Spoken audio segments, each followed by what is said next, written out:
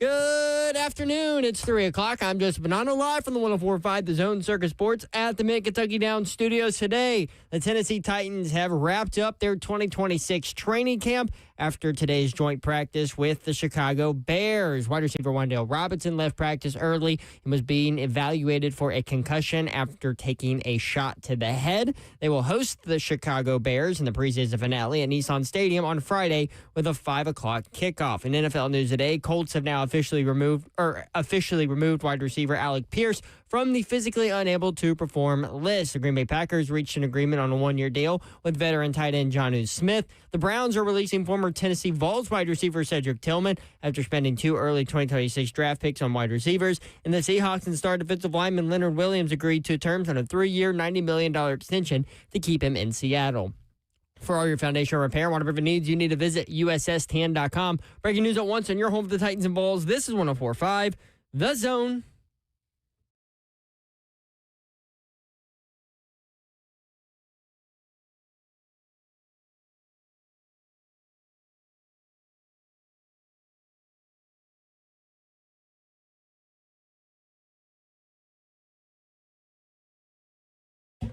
Top 104.5 The Zone. Brent Doherty with you on a beautiful day in the Music City. Happy Thursday to you. Hope you're having a great day. You can watch the show live, YouTube, Facebook Live, Twitter, and Twitch. Twitch, please. There she is. She's on Davenport, y'all. What up, baby? Happy Thursday. Happy joint practice day. It's fun out there. Hot out there. Oh, you guys were upstairs in the shade with the fans. Give me a break. I don't mean it's hot. It ain't hot. That part wasn't that hot to me, but we did have to go down on I the think field later. that's decision making too, Babsy. Like everybody has the opportunity. Oh, yeah, I Some know. people want to be in the That sun. is true. I did not make that decision. I told her there were spots up there when she got there. She decided to go down to the sideline. You did not tell me that. I said I was Where up here in watching. the chat did you say that? If I said I was up there watching. I was holding spots. I didn't say I was holding spots, but I said that I was up there from the balcony watching. Zephyr. You never said there were spots up there because I even asked, are there spots up there I gave after you you wrote that? I gave you the thumbs up. I didn't even see that. But, yeah, anyway, Chicago Bears in town. Remember how I told y'all it was like 3 years ago before I found out the Bears uniforms were not black, that they were navy blue? Mm-hmm. Yeah, I remember that. That's kinda Which wild. I was like, that's crazy. Man, every time I say that on the show, we'll get messages from people saying, wait, they're not black? And, like, I have a hard time with, like, black socks and navy blue socks and all that stuff. So those two colors kind of mess with me. But I will say, when I walk behind the Chicago Bears bench today, it's very obvious that it's navy blue. Yeah. It looks. I've always thought it was navy blue. I'm in the building. Guess that was my cue to get inside the building. You're the guy that fired the shot before everybody else. Yeah, might You know as well. what I mean? Might as well. I mean, everybody's standing there looking, so here we go. Preseason game number 3, Bears at Titans, Saturday, 5 o'clock. League Company Countdown to Kickoff will be broadcasting live from Nissan Stadium, outside of the stadium, in between gates 2 and 3. Titans radio will take over at 4 o'clock, kickoff at 5. Delaney Walker, sideline reporter this weekend. Delaney. This weekend. He's So been doing a lot of, what they've been having a lot of podcasts with Delaney on it. He's been doing a lot of stuff with Bussin'. Yeah. Oh, yeah. And He those always guys. has. Yeah. So Titans hosted the Chicago Bears today for a joint practice session. All 4 of us were out there. We'll talk about it for sure. Big Savagery, Ramon Foster will join us at 3:20. Get his take on what's going on over there. Greg Cosell is in town and will be in studio from 4 until 5 o'clock today. Can't wait. Looking forward to that. And we will go from there. You guys having a good day? Absolutely. Good hot day. Mm-hmm. Who won the practice today? Let's start there. I thought the Titans did. But I heavily watched offense, defense. I thought it was back and forth, but I thought offensively the Titans won. This is what I found out from going up to the SeatGeek Terrace for the first time in the history of me, in the history of the SeatGeek Terrace. Mm-hmm. Number one, they have all-you-can-eat Dippin' Dots up there. Yes, they do. People should take advantage because I am. Number 2, you can see both fields from up there. Yes, you can. Now, I have a hard time seeing numbers, but what I will tell you is I think the Titans won the practice session again. I thought they won it against Seattle last Friday, and then we saw what happened on Sunday. So we'll see what happens on Saturday. But today, again, spirited. I felt like the defense really got some stuff done on field 2.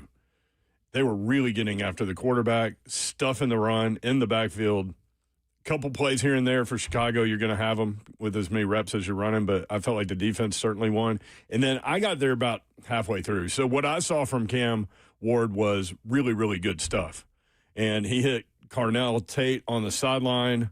He hit Gunnar Helm on the sideline one time with a great throw under pressure. Couple of touchdown passes while I was there. So Jim Wyatt had Carnell Tate today, and we'll talk about this because everybody's got an opinion, but had Carnell Tate with 7 catches and 2 touchdowns today, which is way more production than we've seen from him in a long time. What was it? What was the final number? Way more targeted, way more than we've seen, too. Yeah. It was clear that was an edict, like, let's work on this connection. Let's work on this relationship. Let's work on these balls, right? Yeah. That was clear to everybody, right? Yep. 7 catches, 2 touchdowns. I had him at. He would have had a third, but Carnell failed to hold the defender on his back and then didn't get his hands up. And so he let the ball get into his body, and by then the defender just put his arm around him and knocked it away. Would have had 3. Slay, I had him at 13 targets by the end of practice. So Definitely going at him. Okay. lots of work. Opinions? Carnell Tate today? I thought the more activity you give them, the more talent you'll see. I mean, it's all there. You just got to get the opportunities. He ain't really had the opportunities to do it. So, I mean, you make an effort to get him the ball. Like, I think you see more out of him. That's the part of getting the connection. So I think it's good that they scheme things up to get him the ball. Or if it was Cam saying, you know what, I'm coming to you. Like I thought that was good. We got to see it. He is who I think he is. And then I'm like, I don't walk away saying, man, that dude really, really good. Like, I feel the same way I did at the beginning in the spring when I saw him. I don't think it's no different. I just think it's, like y'all said, the opportunities to be given. Mm-hmm. He definitely needs the reps. You got to get him. Like, you number 4 pick. What is it? What was it? Number 4. Yeah, number 4 pick. Like, you're supposed to get the reps. Mm-hmm. I think that we might be on different pages. Okay. On some of it, like 3 times today, I wrote down, come on, Tate, catch the freaking ball. Mm-hmm. In probably, 2 of those 3, you said, come on, Cam, throw the ball. Yeah, deliver the ball the right way. Deliver the ball, yeah.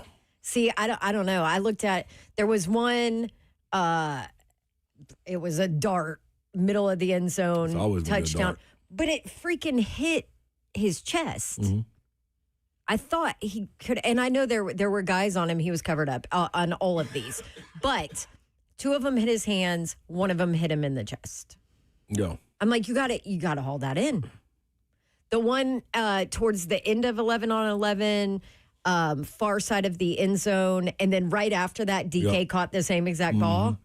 He should have caught that one. Yeah, it was breakdown though. DK was separated. This was inside. I thought it was a better play by the corner. On the end Tate zone. one? No, Tate on the end zone when he caught it. Far I thought end zone towards where to the you left guys side, were. Yeah. left end zone. Yep. I thought the cornerback.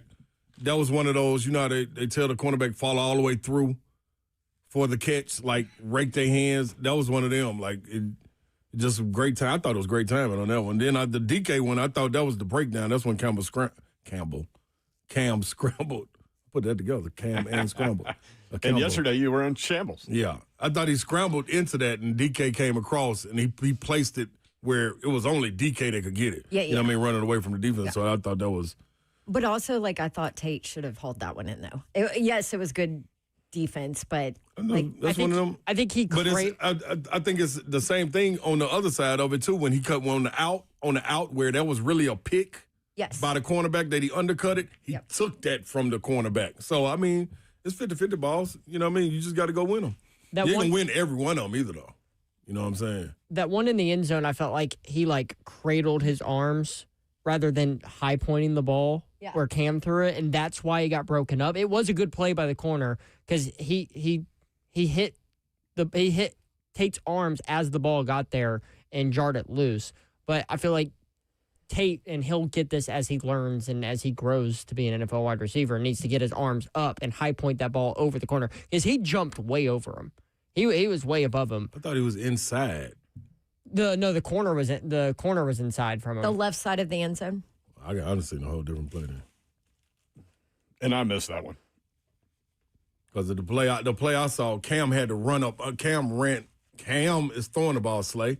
Carnell Tate ran up under the ball, and the receiver, when he ran up under it, came underneath it and raked the ball away as he caught it. I don't know how you jump. The corner, you mean? Yeah, the corner. That's what I mean. I don't know. There's no way to high point a ball jumping if you running to get under the ball. That was because he stuttered. He stuttered and left the cornerback. That's why I say Cam delivered the ball, because once he stuttered and then took off on the go again, he left the cornerback. So the ball should have been coming out then, not 3-4 steps after he left him. You know what I'm saying? So that's what I'm saying by deliver the ball. You feel me? Because it was a stutter and go. And the cornerback stopped. I'm going to work on it, Babs. I'm going to get it done. I know you will. He stopped. Need a hot chocolate? And then no. And then he took off running again and burnt him, at least by 3 or 4 steps. Yeah. So with the ball coming out a little late, you know what I'm saying? The corner was able to catch up. So that's why I say he wasn't inside. He was trailing it and was able to get back underneath when he was catching it, and he raked it away. Cam did have a Cam play where he left the pocket. This time he stood in the pocket until it broke down. Then he escaped to his left. So he's running against his body, throws into the end zone. Was that DK that caught that one? Yeah, in the back corner of the end zone. Was talking about. Yeah. That was, but he put that on the out. Like, it's either DK catching or this ball out of bounds. Yeah. You know what I mean? He caught it and stuttered. But Gunningham should have did in the last game. You see him miss these little swing routes to Wan'Dale Robinson, right? Where the mechanics are bad, but then he makes this kind of play, and you're like, good Lord. Right. I thought he did a better job today of staying in the pocket a little bit more and not leaving. Now, he did... Just a couple times I saw. There were a couple times where, you still noticed the drift. And, I think Slay and I talked about this on one of them where he was kind of backpedaling, and he kind of like sidearmed it as he was backpedaling. And Slay, that was when you brought up what you noticed from his sidearm, and then 2 plays later, it got batted. I think he was trying to throw an out to Carnell. It got batted at the line of scrimmage, and I heard you go, Zip. That's what I meant. Mm-hmm. DJ from Nashville says Slade needs a Sonic slush ASAP. That'll be fine right now. No, I got water. I'm hydrating. Hydrating. Yes. Sidearm thing. I think that's a tool that you're supposed to have in your bag.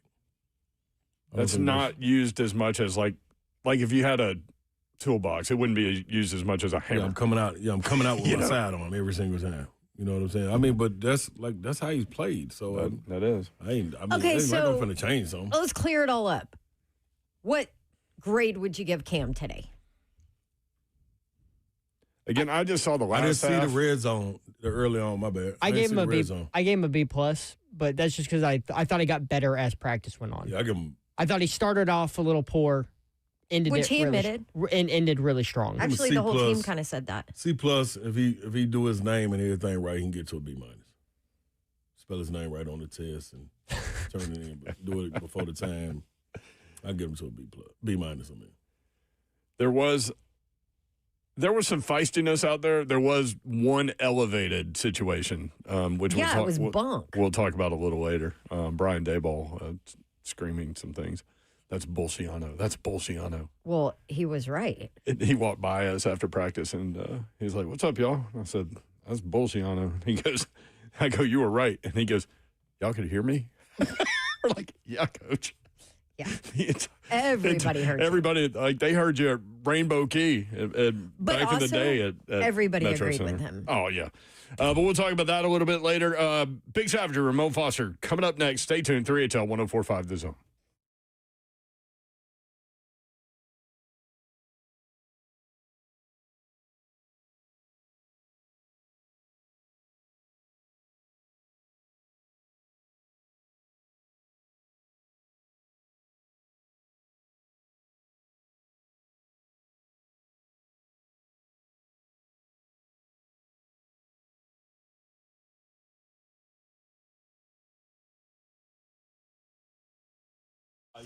All right, sometimes when it is time to upgrade those things in your home that maybe aren't that sexy, I feel ya. Doors and windows, I have the people you need to call. It's Pella Windows and Doors of Nashville. They're the absolute best. I've loved the experience of doing business with them. Actually, I chose them to replace my windows and my doors way before they even started advertising here on 104.5 The Zone. So that's how much I liked them. You might be surprised to learn how affordable replacement windows can be from Pella as well. Affordable and, of course, the best quality out there.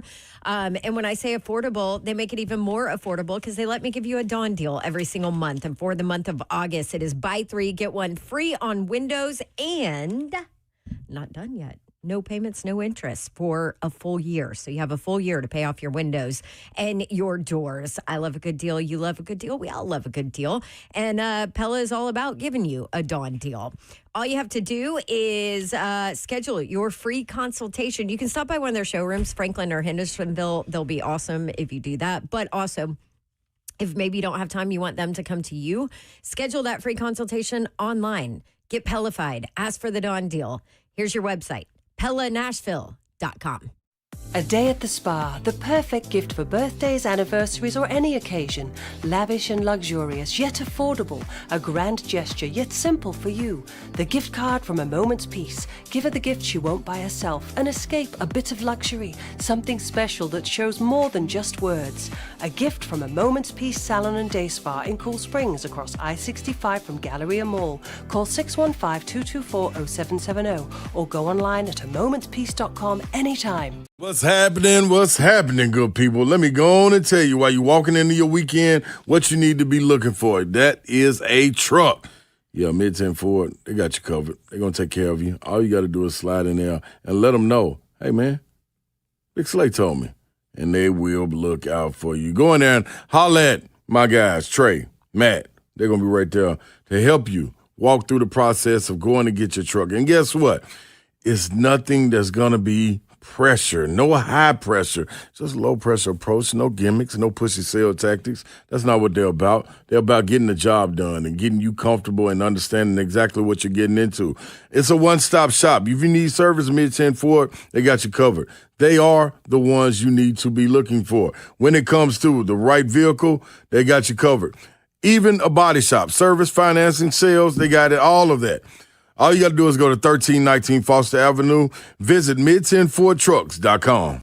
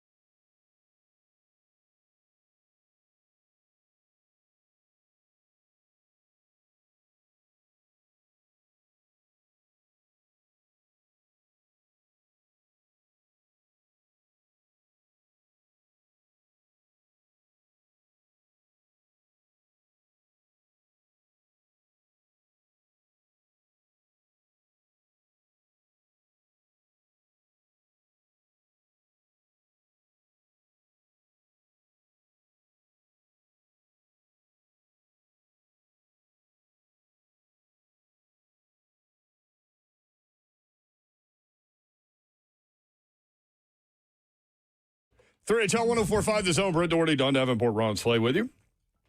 As we are every weekday afternoon from 3 until 6 o'clock. You can catch this guy, Big Savage and Ramon Foster. Ramon and Will, weekday mornings from 6 to 10 on 1045 The Zone. Also, Titans radio game analyst. Ramon, what's up? How are you? Man, I'm good, man. How you guys going today, man? Savage? I feel like Thursdays are a blur. But what's going on? Nothing. You miss these joint practice sessions as a player? No, absolutely not. Y'all don't know how much bravado and testosterone and just overall alpha mentality you have to bring to one of those. It is not a normal setting. Hell, I think it's probably worse than a game setting, to be real with you. I don't doubt that either. So it was interesting. It was interesting. Cam was asked today, Cam Ward, in his press conference, like, why do you feel like these joint practices are more game-like than an actual preseason game? And he was honest. He was like, because we actually do more that we would do in a game in these practices. Yeah. Like, how vanilla is what we're seeing in your preseason broadcast? It's very vanilla. Yeah. Like and it just leaves- simple, right? But here, there's a reason, but there's a method behind the madness, though. If they overcomplicate it to guys, like being a pro is a gradual growth as far as your mental and physical understanding of what to do on fields and stuff like that. And what coaches are trying to do is set those players up, the ones who are not the locks, so where they don't have to think as much when it comes down to what you're asking them to do. If you have a 4.5, 4.4, 4.3 speed, they want to see if you can do it in the simplest way as possible so that they can try to utilize that. If you are a 4.3 guy and you are playing in a simple offense as a 4.6 dude, they'll be like, man, we'll look at somebody else that's going to give us a 4.5 all the time that knows his body movements, knows also how to understand plays and when to come out of his breaks if he's a wide receiver. If it's an offensive lineman, we're going to actually go zone right, zone left, going to do some counter and some power plays, and maybe we'll do a screen or two. That's how exotic we'll get, is doing a screen just to see how you run down the field and stuff like that. So exotic. So exotic. That's so exotic in the preseason. But that's what you're trying to do. This is the evaluation period of trying to build your team up. So doing an entire game plan is not what you want to do. And the other part, though, too, as well, is in these settings, which is why it's so vanilla, if they give a guy, let's say the fourth running back or the sixth cornerback, all of the details of how the defense is broken down and the ins and outs of it, and at the end of training camp, he gets cuts and the Colts sign him or the Texans sign him, I mean, you've pretty much given up everything that you have. I mean, teams know a lot anyway, but intel sometimes does happen. Hey, why do they do this in this coverage?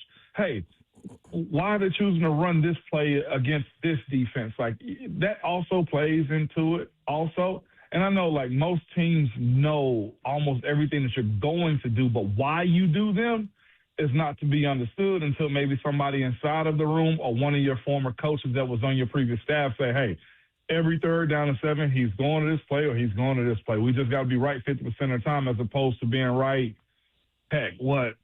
20% of the time, usually in those situations. So there's a lot that kind of goes into the why as well. Savage, the steps being made by this offensive line, understanding where they were in the past and understanding what we're seeing from them week to week, would you say you saw more progress this week than you did last week? Yes.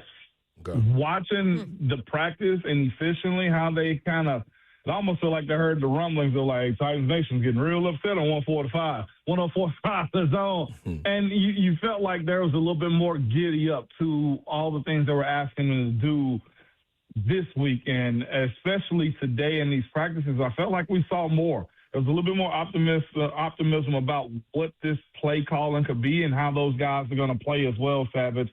You saw them moving by them. But that's also, Savage, what we've talked about. Yeah. Like, spending time with your guys, having some bad plays, having those long days in training camp, this leads to those 5 guys coming together. And the other part as well, even though he's not named the starter, but like the 5 guys that have gone out 2 games in a row first in preseason are starting to gel with one another as well. So it ain't going to be perfect, I did see Carmona a little bit today have some pushback. Guys going to try to dog him just off. He's young, he's dumb, he don't know what to do, so they're going to try to run through his face, and then they're going to try to switch it up on him. The quicker he realizes, I guess whenever that point comes that he's a starter and he is considered an NFL player, not just a rookie anymore, the better it's going to be for his mentals and understanding how to game plan and figure out how teams are going to try to attack him. Because I feel like the last couple of joint practices, like, guys have just tried to run through his face because, one, they don't really know him, and two, this is your introduction to the NFL, a little bit of a baptism, I like to say. Big Savager, Mo Foster. Speaking of Carmona, we talked with him the other day, and we talked about, the first play against San Francisco with the 12-yard run with Pollard where he and Latham locked up, and he said, man, all I got to do is get my feet right and be in position, and Latham's going to do the heavy lifting on those combo blocks. Yeah. And he said he had a great time. He just smiled when we started talking about it. He said, but the last few days he's been working on his pass pro and his footwork in that deal. What have you seen from Carmona? It's that. You can tell he's consciously trying to emphasize his pass pro. How do I set? Where do I set? What do I do? Oh, crap, I'm being bull rushed. I need to hop, and get this stopped as soon as I possibly can because somebody his side and his size and build, he's the type of guy that guys are going to try to run through first and then try to set you up with a little wiggle and get around you more than anything.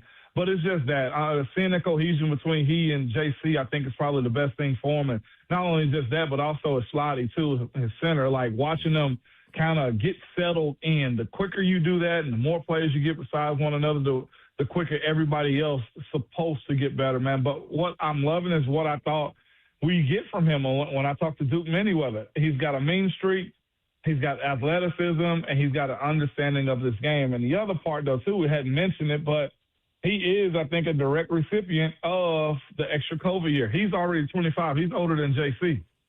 You see what I'm saying? Like, he's 2 years younger than Dan. Dan's 27 years old, and Carmona's a rookie. So, like, there's an expectation I felt like this coaching staff had for him just based off age at 25 already. If I'm not mistaken, y'all let me know if I'm wrong, Babsy. I think he's already 25, that a young 21, 22-year-old is probably a few years behind. Like, think about when we speak about Keldrick Falk. Like, oh, my gosh, he's 20 years old or he's 21 years old. You know, there's a much a bigger gap as far as growth is concerned. But for him, you see the easiness and how he's going about this job. And quite honestly, I'm not surprised that he's kind of taking the reins and kind of run with it a little bit, man. So here's the other part is you can't expect him to be perfect is what I will say.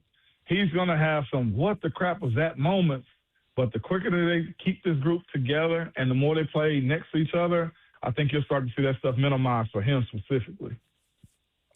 Big Savage, Ramon Foster with us on 3HL every Thursday. Savage, I want to go to the offense of the Bears. Being able to see Caleb up close and personal in this situation, what were your thoughts about him? As good as advertised? Yeah, man, I got to give it to him. He's as good as advertised to me. He's bigger than I thought. I was listening to Blaine and Zach earlier, and they was talking about, you forget almost that in consecutive years they were the back-to-back number one picks. True. He was 3 years ago, and Cam was 2 years ago now. True. And watching Caleb, that's honestly been my case study for Cam, and hoping that Cam takes those steps and taking care of the ball and being precise with how you go about it and how they operate too. Like, I'm standing up there and I'm watching Caleb throw. I'm like, man, that thing's surgical. He knows where he's going. He's stepping all the way into it. He's, manipulating his shoulders and eyes when he has to. But when it's time, those boys are coming out of the break. Like, he is on it. Like, it felt like it had a little bit more of a snap to it. Mm-hmm. That's kind of the way I looked at what the offense was today. And they got weapons, man. They got Rome. Of course, they got Luther Burden. They got three tight ends that they feel very confident in and solid O-line. And, of course, with Swift being there at running back and Monangai, isn't that how you say his name? Monangai at running back. Well, I botched his name. Sorry, my brother. But, like, they also have weapons, and Caleb's finding ways to utilize them. I feel like there's not a whole lot of wasted movement with how he goes about delivering and knowing where he's going to go with the ball, too. That's a great case study. I will not lie for what I think Cam also can turn into at some point in time. I agree with that, man. I think when you watch Caleb, and him mature. Like, he came out as a guy that looks like he was always in scramble drill. Yeah. And then, like you said, 2 years ago, it was about extending plays and holding it too long. And then they started to question, man, does he have enough weapons? So when they go out and get him weapons, then he takes that next step, and lo and behold, like, you get him in the playoffs. You know what I'm saying? Like, Yeah. you're able to make those different leaps. So I'm interested to see now too, like, with Cam being able to get his weapons, you kind of take that excuse out the book and kind of lean on them. That's kind of where I am with it, man. And again, I think everybody that's around the Tennessee Titans program, not just the aggregators of content and, people around, like, even like myself, like, I'm listening to dudes who are in the building, whether that's Dable, Salah speaking this, and just in general, everybody's like, is preaching patience. And I know Titans fans don't want to hear patience, but it is just that. And I think it's fair to also just drop that nugget when it comes to, like, watching what Cam Ward turns into as well. Like, trust me, like, this league has no problem with washing out a first-round draft pick.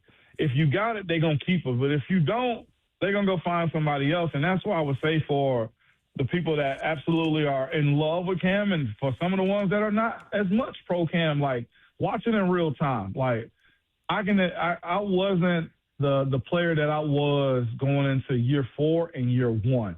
Savage, I heard you and when y'all had Bully on yesterday speaking about, like, hey, like, I had to grow. There's time. Like, you need veterans around you to show you the way. I think that's the unfair part of Cam's introduction into the NFL is, and I would throw JC in there too. Like, Cam's unfair introduction was, man, I'm on a losing team. It ain't much veteran presence. Ain't nobody telling me what to do. I'm supposed to set this up, and I'm your leader, and I'm your everything. I'm your tone setter. Like, that is a rough place to be at as a young guy, because the good teams, man, if you find yourself in that happy medium, like, we're watching everybody just gush and lust over Ty Simpson.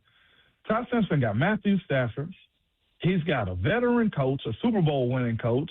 He's got a running game, and he's got a monster defense that he knows that he can lay his hat on. There's no pressure for a guy like Ty Simpson and how he's playing, right? No pressure. And he's not the guy. Yeah, he doesn't have to be the guy. You know what you can be real free, Babs, and how you choose to grow, how much you press, because it ain't your show. And, like, Cam had to come in and be his show. Now, I gave him all of that. Let me also give this part. He also got to take care of that ball, right? Like, that's the biggest thing right there, is taking care of the ball, putting your guys that's in real good elementary spots. As a quarterback, running quarterback. Babs, it should be. Right? Yeah. It absolutely should be. But, like, I know if you don't have nobody to pull you back and say, whoa, whoa, whoa, then, like, you just going to play it your style. And you hate to learn the hard way. But that's the part of his game where you're just hoping, like, get that part down, because y'all have to tell me what exactly happened on the Warndell Robinson hit. But, like, did Cam lead him too far? Was it just an egregious hit also by the safety from the Bears? I don't. Solid called it cheap. Yeah, I don't think he had to do. He didn't have to do that. You know what's crazy too? When you asked me when you asked me a second ago why is joint practices harder, it's because of those type of situations right there. Like, the NFL released a big, and I mean humongous, joint message yesterday with the NFLPA about they're trying to correct the safety rules of the game. There will be no hip drop tackles, horse collar, hit on defensive player, blindside, and launching. And you find yourself in a joint practice, having a guy do that. Babs, that's why it's harder right there. There are no repercussions behind it. Right. Like, maybe the league sees the video because everything is recorded. Maybe they see that and find Chicago, but, like, as far as Adams is concerned, like, nothing happens to him, Yeah. Like, that's the bad part about what joint practices are, and those type of situations right there. Can I go back to? Go ahead. No, I was just gonna say I didn't know how far if Cam led him, or was it just a dirty play? I I think it was just a dirty play. Yeah, he just turned around, the ball was on him, and then he got hit in the head. Yeah. It was helmet to helmet. Yeah. From the safety. It was unacceptable. Who used to play for the Titans. Xavier Woods. Yeah, Xavier Woods. I thought so. Yep. Oh, come And on. that dude's a Xavier. 10-year vet. Like, you know better than that. You don't do that. And that's the day after the league drops that big safety, news drop. Yeah, go ahead. My bad, though. What you got, Babs? Oh, I was just going to go back because you were talking about Ty Simpson, Matthew Stafford, and you said, they have a run game and blah, blah, blah. I think the Titans have a run game. Like, I don't think maybe we are going or have seen, like, they've gone away from it to work on other things. But in a real game, I think that they have a run game. Am I crazy? No, you're not crazy. I've been saying, and you know why I think they will have a run game? Because they're okay with having an attitude about it. They're okay with being very hawkish and about asking for running the rock. Like, maybe this is just preseason reps that I've seen, though, Babs, but Tony Pollard looks rejuvenated. Yeah. Like, same with Tajay. And my sleeper of a selection is friggin' Julius Chestnut. Really? Okay. There's some people that don't think he'll make this roster, Ramon. Ooh, maybe I'm wrong, but with all that I've seen from him, and maybe he's getting these runs back because they're trying to show other teams like, hey, here's Julius for you. We're not going to keep him, but I think he's created some value as far as being their big bruising running back. Like right now, you got Tony. Tony will get a hard yard. Tajay will go get a hard yard, and I know they got to consider Nick Singleton. But I view Julius's tape so far, plus his special teams, is we hadn't seen Khalil Mullins just yet. Yeah. Michael Carter is Nick Singleton, correct? Mm-hmm. And then you look at Dearness, like he's late in the race. Yep. This offense, I feel like because of how Dable went so crazy over Scatterboo last year, needs a bruiser. Yeah, I think it's going to come down to the fourth running back being either Mullings or Chestnut. So wherever you come down on that, I think that. How you get to? I'm not asking you this, but how you get to Mullings when we've seen 0 reps? That's live? true. That's true. The reason why I brought it up is Teron Davenport put out his 53, and he had Mullings as his fourth running back. I saw it, and TD's an insider, okay? So I'm not going to push back on TD because that's my dog. But I just look at what Julius has shown as far as his vision, his downhill love to go make contact and secure the ball as well. And y'all know the best ability in this thing is availability. Right. But, of course, Khalil was also a draft pick, too. So there's that side of it. Big Savage, Ramon Foster. Good stuff, man. Appreciate you. No doubt. Good Thanks, people. Savage. Absolutely. Y'all be cool, man. Don't do nothing too crazy. Savage, do y'all play tonight or tomorrow? Heck yeah, we play tonight 6:30, baby, at Shackle Island. Better get in here. Might be standing room only, Savage, is what I'm telling you. All right. How's your offensive line play? They got their attitudes right, as opposed to last week, Babs. It was, let's just say they understand the standard now, okay? Okay. Oh, my gosh. They like understand the standard now. Yeah, man, these people be out here trying to beat them and me, man. We can't have that being the case. All right, good luck. That come with the territory right Love there. you, Y'all dog. kicking me off. We actually on time today. Oh, we're trying to be on time, so. Yeah, we got Femi next. Okay, all right. I'll let y'all go. Bye. Let's see, man. Big Savage, Ramon Foster. You can catch Ramon and Will weekday mornings from 6 until 10 right here on 104.5 The Zone. Also, Titans radio game analyst. Last preseason game in the history of Nissan Stadium coming up Saturday. Gonna be there? We'll be square. What time do we need to break to get to Femi? Right now? He wasn't very long, so you got it. Why are we having this conversation on air? Because I didn't have a chance to do it because I was talking. So some things are done behind the curtain and in front of the curtain. Sometimes you do it live. That is definitely true. Seahawks defensive lineman Leonard Williams getting a 3-year extension worth $90 million. Fifth highest paid defensive. How many years? Tackle. 3-year extension. 3 year 90. 56 guaranteed. He's going into year 13. He played in all 17 games last year. Yeah, you earn your keep, man. 62-7. He's the dominant guy on that on that defense. He's the voice. He's the anchor. Ain't no question about it. Call him Leo. You can call him Bankroll now. Leo is how I know him. bankroll.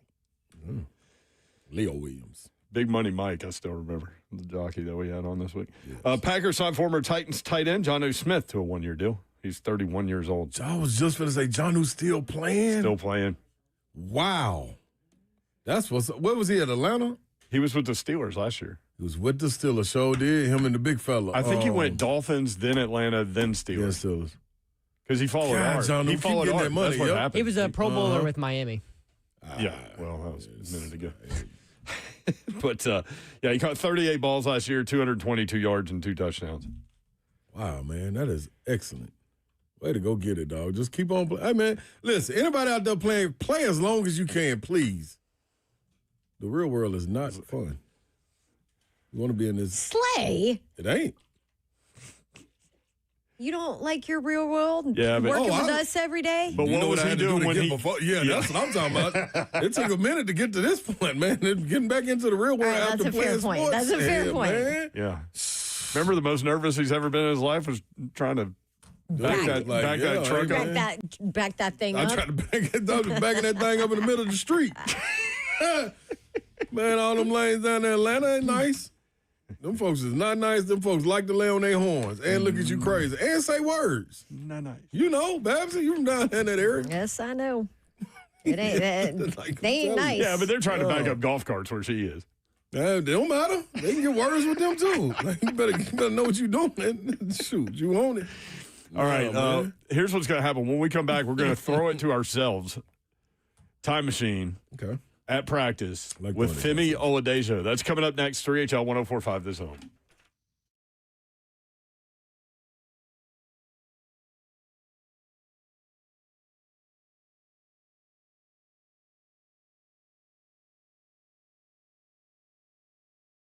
You got to go check out Circus Sports at the Mint at Kentucky Downs, located in Franklin, Kentucky. Short drive on 65. It's the first exit once you hit the state line. So it really is not that far from Nashville at all. They have racing starting this Saturday, too. Runs through September 9th, 10-plus races a day, $37 million in prize money. How about that? Top horses, jockeys, trainers in the world will be there. And then, of course, week 0 starts. So maybe you want to get some, little sports betting going on some of these football games. Well, Circus Sports at the Mint at Kentucky Downs. You can do it in person.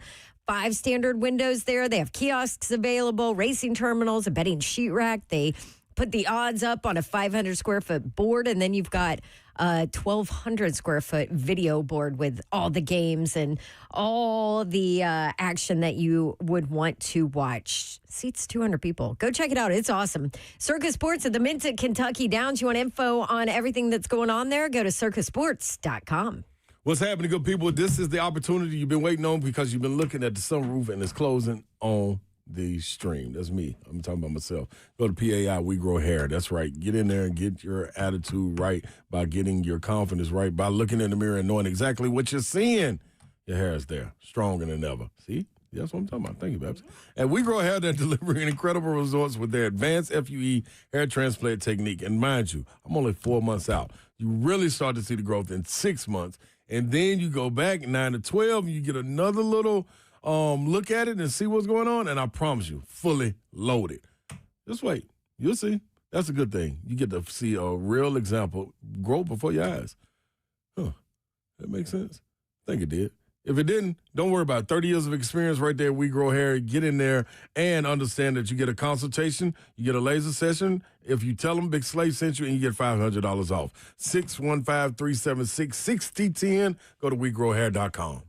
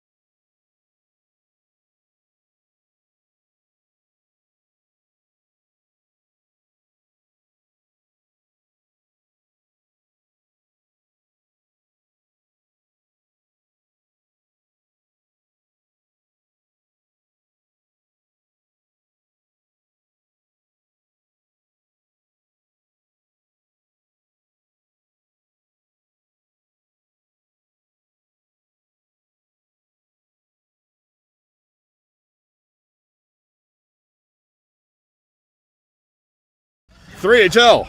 Thought you were handing me the mic. 3HL no. on the practice field following the joint practice session with the Chicago Bears. Femi Oladejo is here with us. How'd it go today, man? That went well, man. You know, it's always going to be good. It's always going to be bad. And always something you can learn from. But we came out here, we fought, we competed. Time to go play against them again on Saturday. It looked like you guys were getting some things done against their offense. Yeah, 100%. Getting up the field, pressuring the quarterback. Absolutely. Yeah. Absolutely. So what did they present you with, Chicago Bears? Something different, obviously, a new team coming in here. What did they present you guys with? Yeah, they came out here, had a little misdirection, play action, booted the quarterback a little bit, some downhill run, a little bit of everything. Yeah. Little Femi tempo? Oladejo with us. A little tempo too. Yeah, a little Moving. tempo, moving a little faster. Yes, sir. Yeah. So you talk about the good from today. Give me something specific. What did you guys like defensively that you showed today? Yeah, I thought we came out, we didn't start as fast. Yeah. But come the second half, third period, and the fourth period, came out, we played fast, physical, finished off strong in the 2 minute. And moved the ball period, caused some pressure, some sacks. Same in the first half as well. I saw the pressures. Saw that a little bit. Yeah. Pressures was definitely good. Now, I'm gonna put you a little bit of pressure right here. Yeah. Get to know you a little bit. What's Yeah. your nickname you go by, Femi? Right there, Femi. Femi. Real simple. People understand it. Right there. Family. What's the real name then? Yeah. The start to finish. The full name is Oluwafemi, Oluwafemi. Nigerian name. Uh-huh. Femi for short. Okay. They've been calling me that since I was a kid. Yeah, absolutely. Okay, so now going into the off season, what were your goals individually that you wanted to, kind of gain coming into this training camp, getting ready for the season? I wanted to just come back more explosive. Yeah. I come back lean. Obviously, unfortunately, I got hurt Yeah. my rookie year, so started taking care of my body a lot more. Hot yoga, getting some real body work in, investing in my body, just so I can stay healthy. All right, now you're coming off the edge. Yep. It's a need, and we understand that. Yeah. What are you guys saying in the locker room? How's iron sharpening iron when you're getting to go against these tackles? Dan Moore, Yeah. Also Latham. Like, what's that like? Well, I think first up, it's all about us, Yeah. guys in the room. I know we have a great coach. Coach Wyden pushes us every morning, every day. He wants to get the best out of us. Yeah. And you can tell by his intensity, his passion, his love for the game. And then the guys within the room, we push each other, we hold each other to the standard. And it's not about anybody else but us. And that's the main thing right there. Did he offer a parental advisory sticker when y'all walk into the room with White Cotton, or is it, explicit language always welcome? Or What happens in the room stays in the room. I call him my spirit animal. So he says things that I wish I could say things out loud, I was watching the defensive Yeah, line it's girls. my absolute favorite. So for you, like I remember last year at camp, you were like in Big Jeff's ear. You were constantly asking questions, Yeah. like learning everything. Yeah. How is this year different for Yeah. you from that standpoint? Well, it's a new system, Right. which is fine. Now the thing about it is it's cool because you have guys like JFM, Jake Martin, Jermaine Johnson, Solomon Thomas. They've all played in this system before. So I can learn from them and still learn from Jeff. And there's a lot of vets in this room, a lot of guys you can learn from, a lot of guys with experience. So it's awesome because I can ask really any of them, and there's some type of wisdom I'm getting to keep learning. Do you feel like you feel better? Do you fit better in this system? 100%. I just got to go. I just got to go Set straight. the edge, stay at home, get after the quarterback. Exactly. No pass drops. Exactly. Just go. Yeah. And I think as you keep going, you keep staying in shape, you keep getting off the ball, and play violent, you can't go wrong. Yeah. Absolutely. So you mentioned some of those guys and Jermaine Johnson and whatever. Within your group, is there one guy that maybe you wish you had something from their skill set?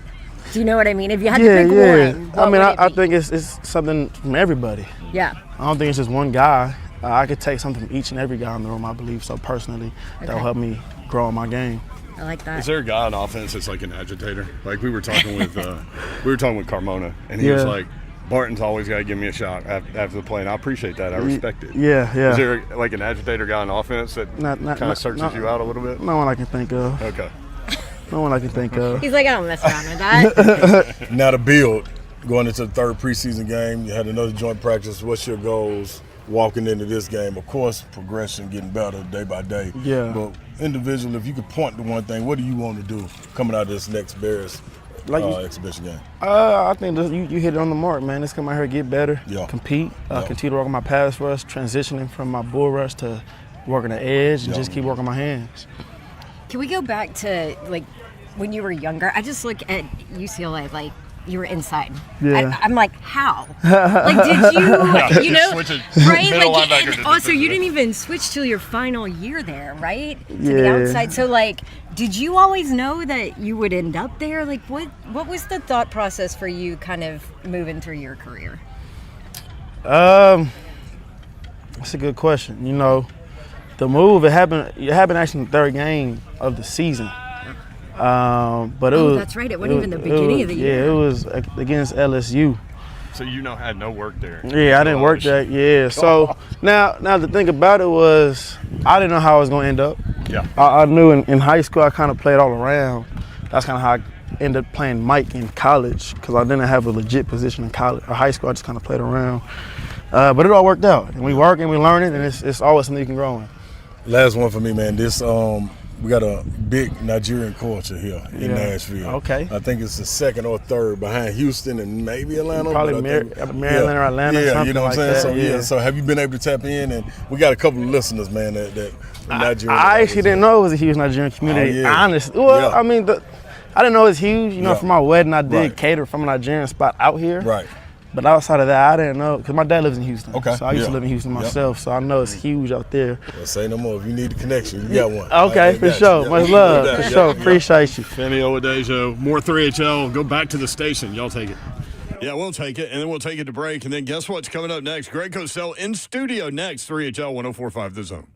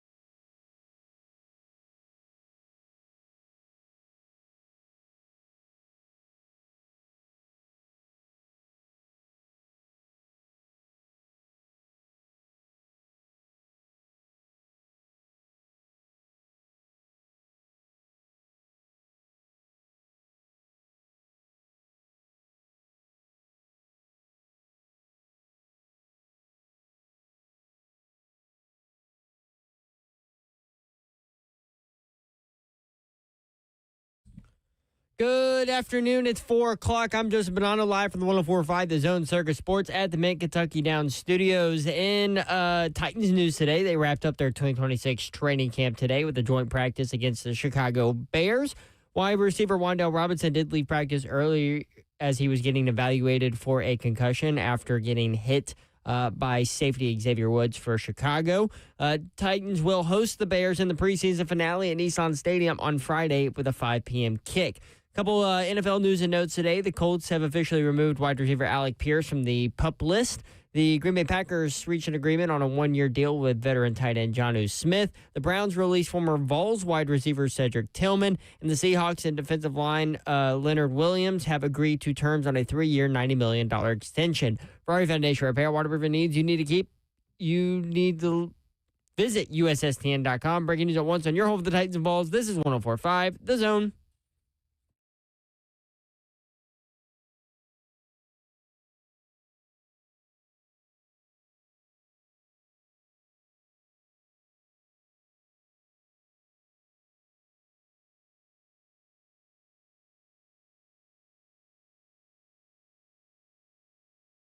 HL 104.5 The Zone. Brent Doherty with you on a beautiful day in the Music City. Hope you're having a great Thursday.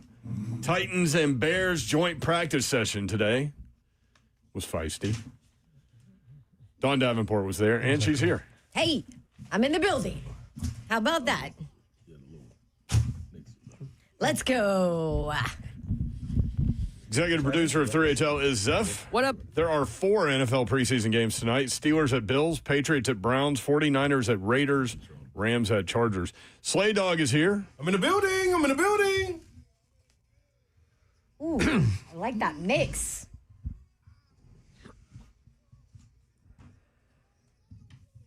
Time for the show. Preseason game number 3, Bears at Titans, Saturday at 5 o'clock. It is the last preseason game on the NFL schedule for 2026. And then rosters cut from 90 to 53 by Sunday afternoon. Titans, by the way, if you're into this kind of thing, favored in this game by 3 points. Slay, are you getting on it? Yeah. Okay. I don't know. Why not? Yeah, I think I jump out there. I jump out the first half. The Bears aren't going to play any starters, right? Perfect. Are the Titans, though? I don't know. Yeah. I didn't feel like Big Jeff was out there a whole lot like we usually see him in the joint. No. Oh, in the joint practice? Yeah. I think he's got a roster spot made, though. What do you think? Yeah, I think he all right. Greg Cosell in studio. He might be all right. okay. No, he may Think he's all right? He might You be think he's all all right? Dynamite dropping money? Yeah, Big Jeff's okay, Greg. Do you think? Did you analyze his game today? You know, but it's funny. Just hearing you say, Brent, 90 to 53. Yeah.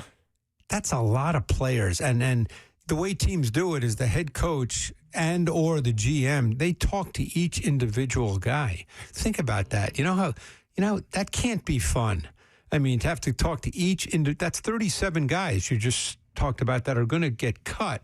You know, That you're crushing their dreams. I mean, that's crazy. And they don't play till 5 o'clock, so are they doing them on Sunday? I mean, or that night? They got to do it that night. I mean, we all see on Hard Knocks, we see one guy or two guys, and you see that, and you don't realize that there's 30. That has to happen 37 times. And the thing is, they know they're getting cut before they actually sit down because someone goes to them and says, "Hey, Mike Borgonzi or Coach Sala wants to see you. Bring your playbook and your parking pass and all that stuff." So they know immediately that they're being cut. So in the walk, however long the walk is, it might be a minute, it might be 5 minutes. They know that they're being cut. I mean, Grim Reaper. So 37 guys per team is 1,184 players without a job. Isn't that crazy when you think about it that way? Yeah. I mean, we just, take this for granted. Oh, here's the 53-man roster. I mean, it just, it's an inordinate number of people when you think about it. You said 1,184? 1,184. 37 times 30. Slay, man, that's a really big number. That's why you always hear them dudes echo when a guy squanders their opportunity or something like that. They always say it's a privilege. This ain't just something you just stumble into. No, this is a privilege to be in this league. This is a classified league. And I was thinking, and Dawn knows this because she does college games, you get so many kids who are 4 and 5 stars coming out of high school. They're big time from the time they're 10 years old. They go to college. Maybe they're really good in college. Maybe they're not. Who knows? But you think about these kids, being 4 and 5 stars and the way the world is now. They probably think that, hey, I'm going to be in the NFL in 3-4 years, no problem. You can book it. And you're right. And, I bet that number is pretty darn small. Yes. Of guys that actually then get to the league. Vandy Man AD2, that was an easy evaluation by Cosell. Big Jeff with the roster spot, LOL. Curtis says, how many quarterbacks does Greg think they will keep? That answer is 2. Now, there will be 1 on the practice squad. So let's start there. Let's oddly start with backup quarterback. What do you see from Mitchell Trubisky? Because I think that is a great position that they are in to have a guy like that as the backup. And obviously, they would hope that the only snaps he'd take this year would be in victory formation. That's right. But still, if you had to play Mitchell Trubisky for whatever reason, you can line up and still run an NFL offense. You don't have to say, oh, my God, let's curtail the playbook because he can't do any of this stuff that we really want to do. He doesn't have the same kind of arm that Cam Ward has, but still, it's not as if he has a pop gun arm and he can't make throws. And he does have mobility as well, so you don't have to limit yourself there. So you can line up and play with Mitchell Trubisky, no question.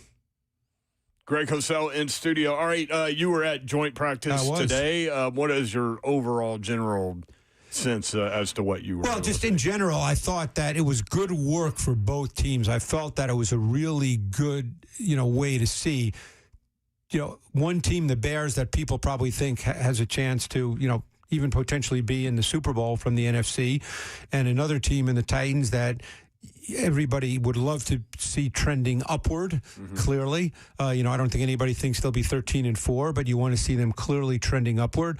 I thought there was a lot of good work done on both sides of the ball. When you play another team, not every rep's going to be good. There's going to be good plays and bad plays, but I thought a lot of good work was done by both teams overall. I spent more time watching the Titans offense, Bears defense, than I did the other side, but I thought that the offense did some really good things as well. And I know people are probably mostly interested in when Cam Ward was out there, and I thought he did pretty well today.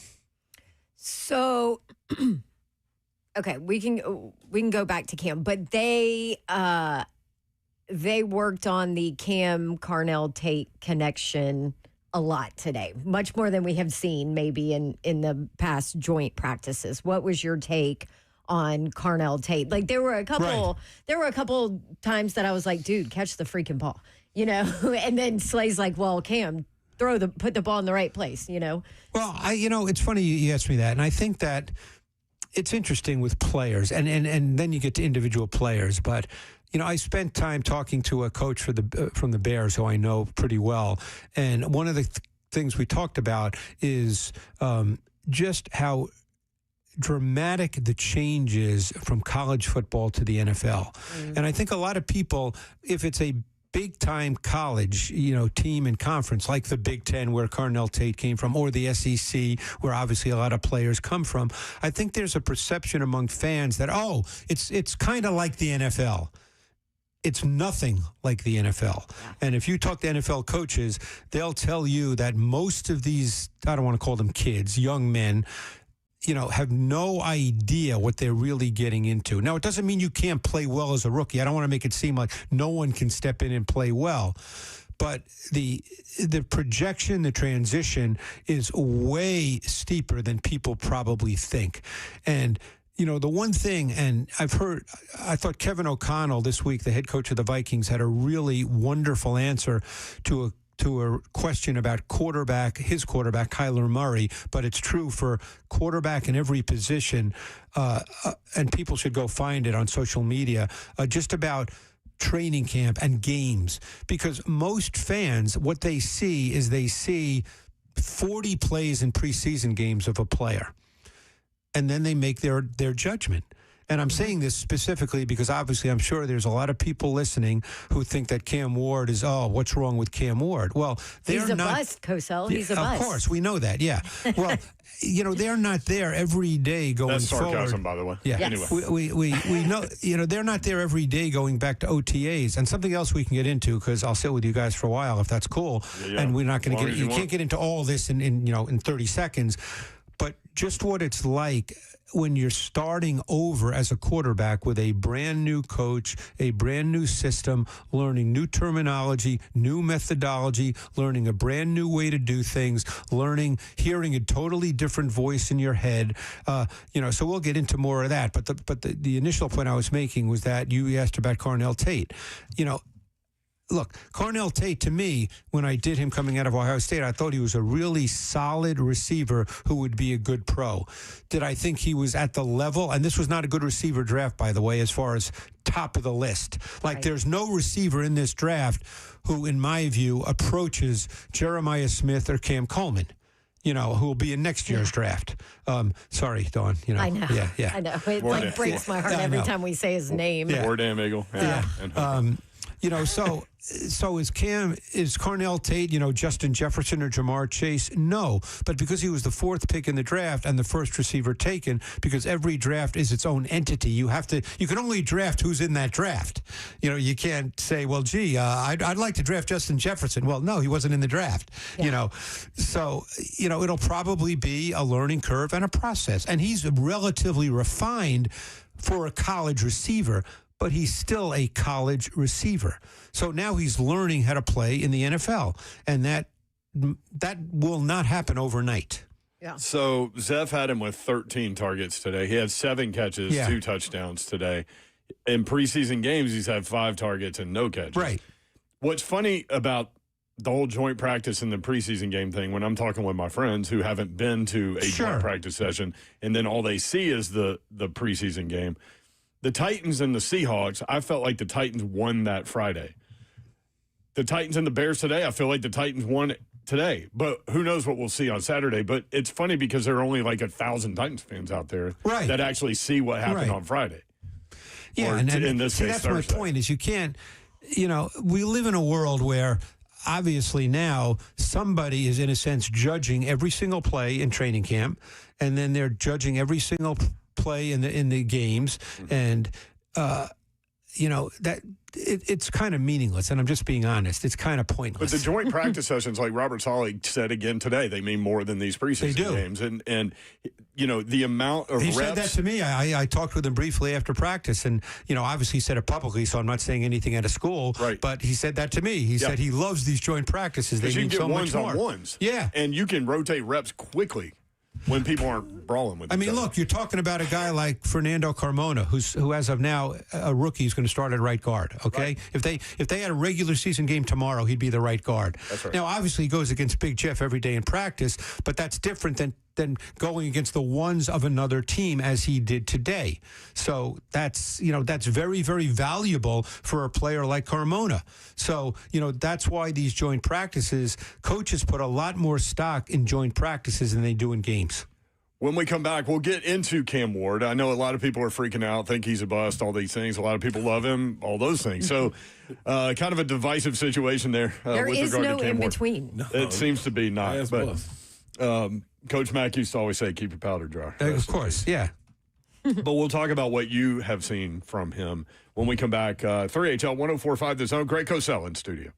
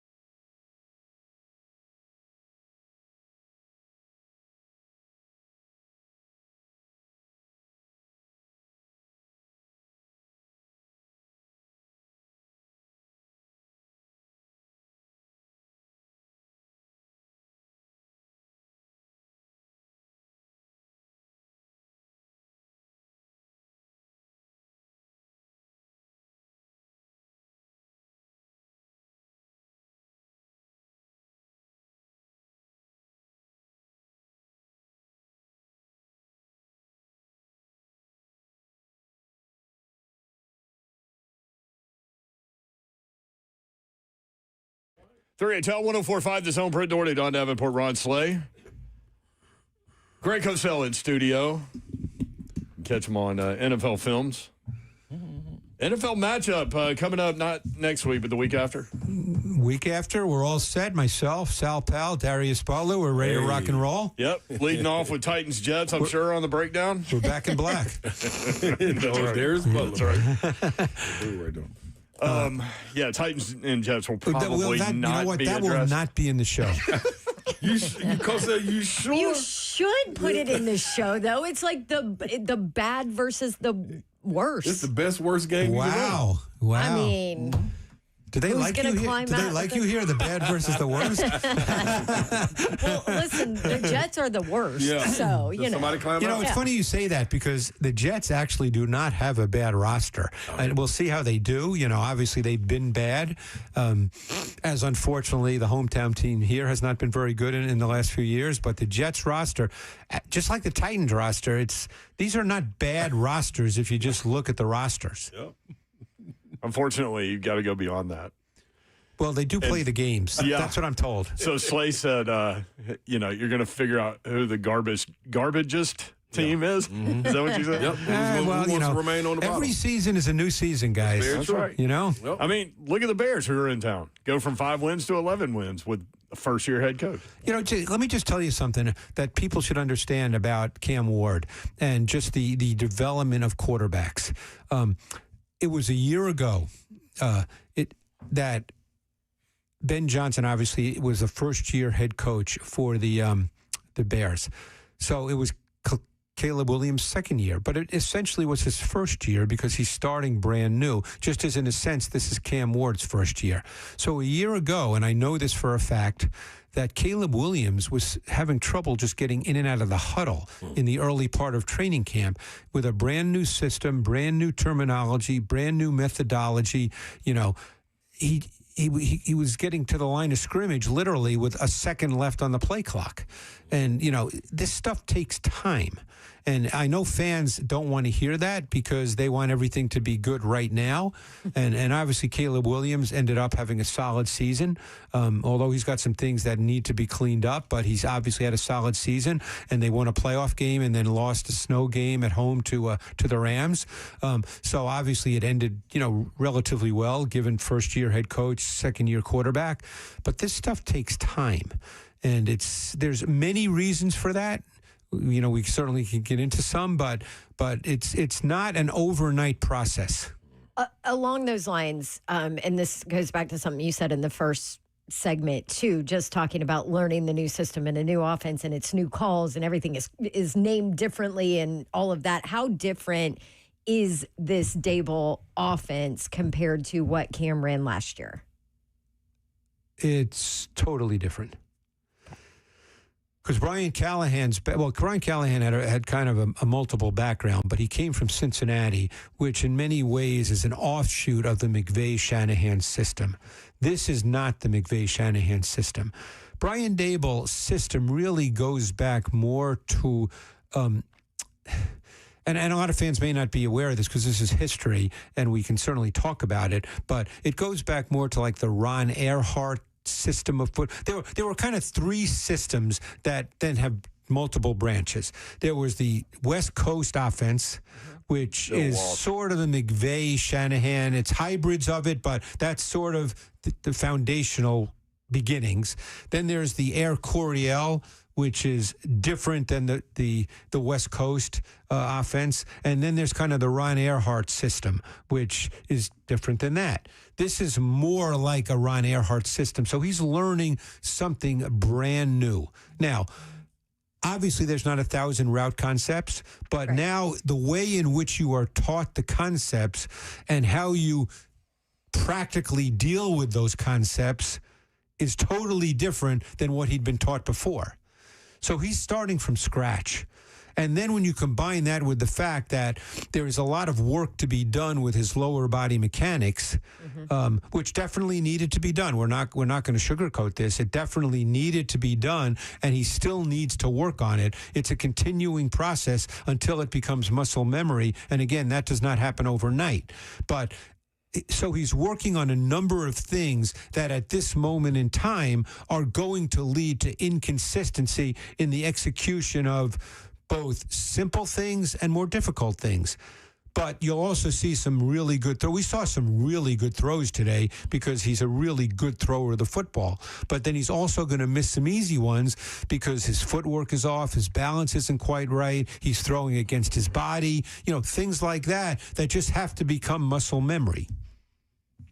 Fascinating. So when you talk about lower body and Kurt Warner put out the video about footwork and all those things, you said that months ago that they were working on those things. Yeah, and Kurt texted me today because we talk a lot. Yeah. So for people that haven't seen it, watch it. It's I mean, that was a good example of what lower body mechanics is about, and I think it's very clearly explained. Wouldn't you say it's very clearly explained? No question. I mean, all the way through from the route, from his feet placement, the ball placement, to the route that's being run, what he should be seeing, what he's concentrating on, what Kurt Warner would be concentrating on. I mean, he broke it down. Yeah. Now, Pocket manipulation. The one thing Kurt doesn't know for sure, which and I think he would agree with that, is exactly how Brian Dable wants him to see it. Yep. Kurt was saying how he would see it, but he clearly admitted that, hey, that's maybe not the way he's being taught. That's exactly so what he that's said. the only part that, but as far as the lower body mechanics, he's right on. Yep. It's like in any, think of any sport, think of baseball. If you step in the bucket, and I'm sure people, can envision that. That's you step the in the bucket. visualization we do with baseball. Yeah. Yeah. You lose all your balance, your power. You have no core torque. You have no weight transfer. If you throw a ball stepping in other words, almost parallel, you're going to lose your ability to control the ball the way you want to control the ball. So much in sports, no matter what the sport. I'm sure there's a lot of golfers out there, that's a big sport. Think about your core when you go through a golf swing. It's weight transfer, it's core torque. You've got to be able to do that. And you can't do that unless you're stepping towards your throw. The reality is, for a quarterback, you should throw the ball the same way unless the defense demands otherwise. You should not be throwing it differently based on just your own, I'm going to throw it differently. Right. You should be throwing it the same way unless the defense demands otherwise. So what did you see from Cam Ward today? I thought that overall, he looked pretty good. He made a couple of really good throws. See, that's the thing. He's a really, and I hate to be cliched, he's a really good arm talent. I know that's a term that's overused. I mean, he threw a couple of seam routes, I forget who to, that were really good, because the ball comes out. I mean, he can throw it. But then there were still a couple of times where he missed some easy ones because... See, that's where the RPO game is a plus and a minus.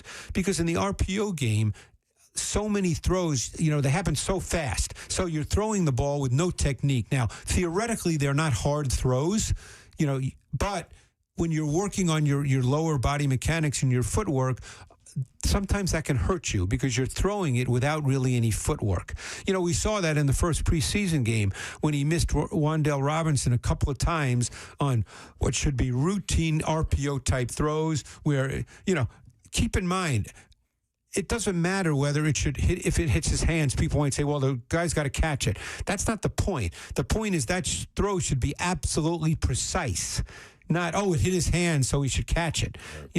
I mean, Bill Walsh he'd stop practice if Joe Montana made a throw that wasn't exactly placed in the exact spot it needed to be for run after catch. He'd make them run the play again. That's Ron Jaworski used to tell me stories when he was with the Rams and Chuck Knox was the coach, and Chuck Knox would say to him, where are you throwing it? And Ron would say, well, I'm throwing it to Harold Jackson. He was the receiver. And Chuck Knox would say, who are you throwing it to? He'd say, Harold Jackson. And Knox would say, well, where are you throwing it? He'd say to Harold Jackson. And then Knox would finally say, no, where exactly are you throwing it? Not to who, not to, where exactly are you throwing the ball? That's the way it's got to be. It's not, just get it in the area of the receiver. It's where exactly are you throwing the ball? Right. This is the NFL. Yes. Where exactly are you throwing the ball? Interesting. And then to your point, today, limited number of people get to see how Cam did out there, right? But then they'll tune in Saturday, and if he goes 3 for 8 and misses a couple of layups, then everybody's got, him figured out. Well, I'll give you an example. Dawn, you talked about Carnell Tate earlier. Carnell Tate ran a crossing route in the game Saturday night, okay? Was it Saturday night? The previous Sunday night. It was a Sunday night game on TV, right. I'm sure they loved having a Sunday night preseason game. Titans got screwed on their schedule. And Cam overthrew it, okay? Yeah. Tate won the route. I mean, if the ball was thrown right on where it should, Tate would have caught it, and we might not have been having this conversation about Carnell Tate. Who knows? But, I mean, he overthrew him. But Tate won. In the NFL, Tate won. The corner was behind him. He won. So, if the ball was thrown where it needed to be thrown, it probably would have been a completion and there'd be different discussions. But this is going to be an ongoing process for Cam Ward, and people need to understand that. Now, I know there's only 17 games, and there's one coming up, week 1. It's going to be here before we know it. And obviously, it's a game. Yeah, I'm not a predictor, and I don't do that stuff, but looking at their schedule, theoretically, it's a game they have to win because the next week are the Eagles, and no one, unless they were to lose 42-3 to the Eagles, if they were to lose to the Eagles in a relatively close game, no one's going to say, oh, man, what's wrong with Tennessee? Because it's the Eagles, one of the better teams in the league. Mm-hmm. If they were to lose 27-23, no one's going to say, oh, man, Tennessee stinks. But the Jets are a team that, because of where the Jets have been, that at home, opening, it's not the new stadium yet, but opening Nissan, with a home opener, it's a game that they really have to win, so we'll see what happens. You dove right along in line with me and Slay on that one. Must-win game, even though it's the opener. Mm-hmm. And it doesn't end their season if they lose. But it's a game, and believe me, I know the way coaches are. I've had this conversation with coaches over the years. When the schedule comes out, they very much focus on game 1, and they focus on the first 4 games. Yeah. That's the way they focus right away. And then look where the bye is. Because a lot of coaches think in terms of 4-game game quadrants. Mm-hmm. Hey, let's. What are we going to do in the first 4? Because then things start to change. Then you get a better feel for your team. So then you can self-scout and make some adjustments based on what you... Because, the reality is there's certain players you can talk about practice all day long and they have a good feel for it because they're with them every day. But then until you get into the real game and it matters, you don't know for sure. Right. I know they like to use Tyjae Spears in the pass game, but Tony Pollard had a wheel route on the sideline. Beautifully placed ball, good coverage from the corner of safety. I couldn't tell, and Pollard made a great catch. I don't know if you saw that play. Yeah. It was on our sideline, but it was good to see that throw, but also that catch from a running back. Yeah, no, and I think that the running backs, I think, will be more part of the pass game. I think they want them to be. Now, whether it turns out that way, but I think that they would like them to be. I think the dopest part about that, though, they were in 5 wide. Like, he was lined up out there as that was his route. Like, go win. And for Cam to realize it, that's what I was going to ask you, Coach Hill. If you're Cam in the situation he is and knowing the patience that he has to have with a new regime, do you think that right there is the most difficult part of halting yourself and saying, okay, I got to be patient, knowing that all these weapons, like I think he has a lot of weapons out there. When we talk about the running backs, the way Gunnar Helms coming along. I kind of noticed DK today as well. And that's on down the line, Coach Hill. And he's probably number 5 right now. Exactly. So with that in line, plus where you are in growing to trust this offensive line and understanding you as an individual having to get your footwork and everything down, like this is a lot to process for him. Is this? By the way, in a game of milliseconds, like this play's over and we're back to the next one. It's a game of milliseconds, and you got to forget that. Yeah, but until you go to the film room, and you're able to break it down. So, what do you think is the most difficult part of being patient? If any of that makes sense, Coach Hill, because there's a lot I'm trying to put in there from different aspects of what he's Look, I'm not a quarterback that's taken snaps and dropped back, okay? But I've watched a lot of tape and talked to a lot of people. I would say that the toughest thing, and every sport, it's like this in its own way, Slay, you know this having been a professional athlete, is understanding how much time you have. Because I think for a quarterback, because depending on the play call, you have anywhere from 1.5 seconds if it's a quick game type of throw 2.1 seconds if it's a 5-step drop, and 2.6 seconds if it's a deeper drop. That's not a lot of seconds, okay? So everything happens so fast. And by the way, it's way faster than college, just so people understand that. So it's just a matter of being able to slow that down in whatever way you can. Because like I said, it's truly a game of milliseconds, but you can't mentally play like that. Otherwise, everything happens in your head way too fast. And then, of course, that speeds up your body and everything you do. Yeah. You know, it's probably like, I know there's no NBA team here, but I'm sure people watch the NBA Finals. Yeah. Think of someone like Jalen Brunson, okay, who's not an explosively quick athlete, the way you think of explosively quick athletes, okay? But he played point guard and is obviously a big-time scorer. Everything looked like methodical and measured and slow, Like it was slow. but it obviously isn't, you know.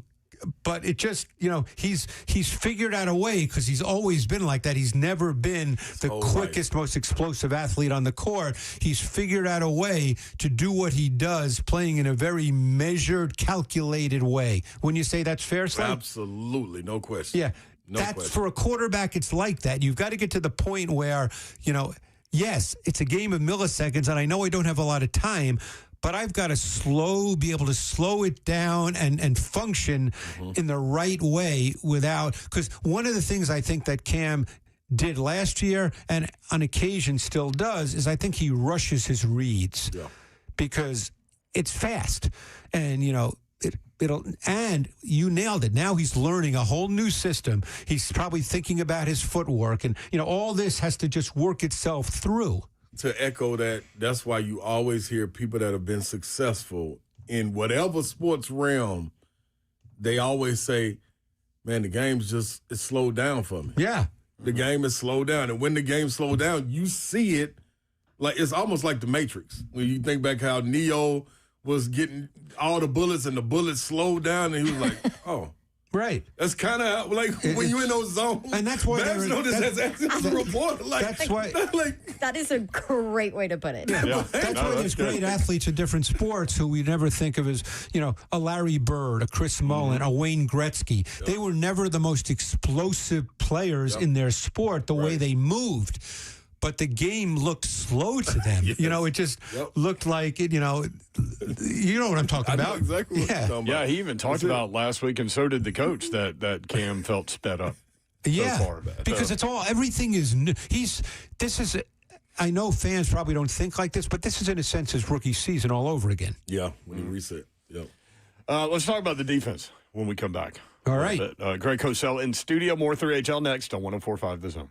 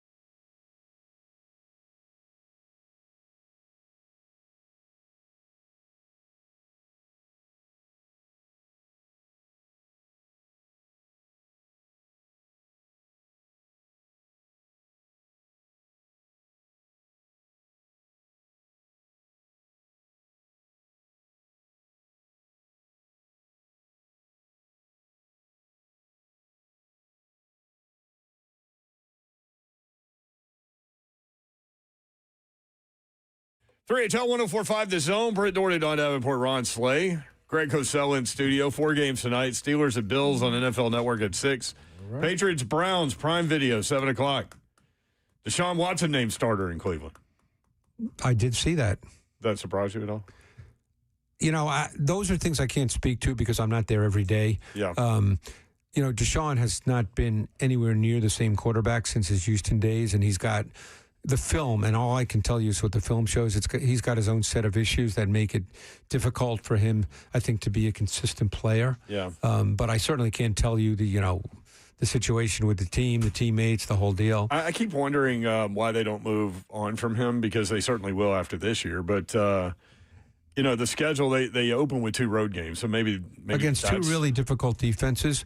And, I mean, who knows what the feeling was? I know a lot of people, and I don't get into this because, it's an easy thing to say. Maybe it's true, maybe it's not, that it came from ownership because they're paying, him a lot of money. Mm-hmm. Maybe it did. I don't know. Yeah. I would never say that as if it's a mathematical equation, like it's a statement of fact. I have no idea. 7 o'clock, 49ers, Raiders. What have you seen from Mendoza so far? Mendoza's a good watch. They've asked him to play a lot under center. He's taken to it well. 90% of his work at Indiana was in shotgun. I know. Yeah. And learning how to play. And it's funny, I talked to Coach Dable about this just in general, not about Cam Ward, but just in general about quarterbacks in the shotgun versus quarterbacks under center.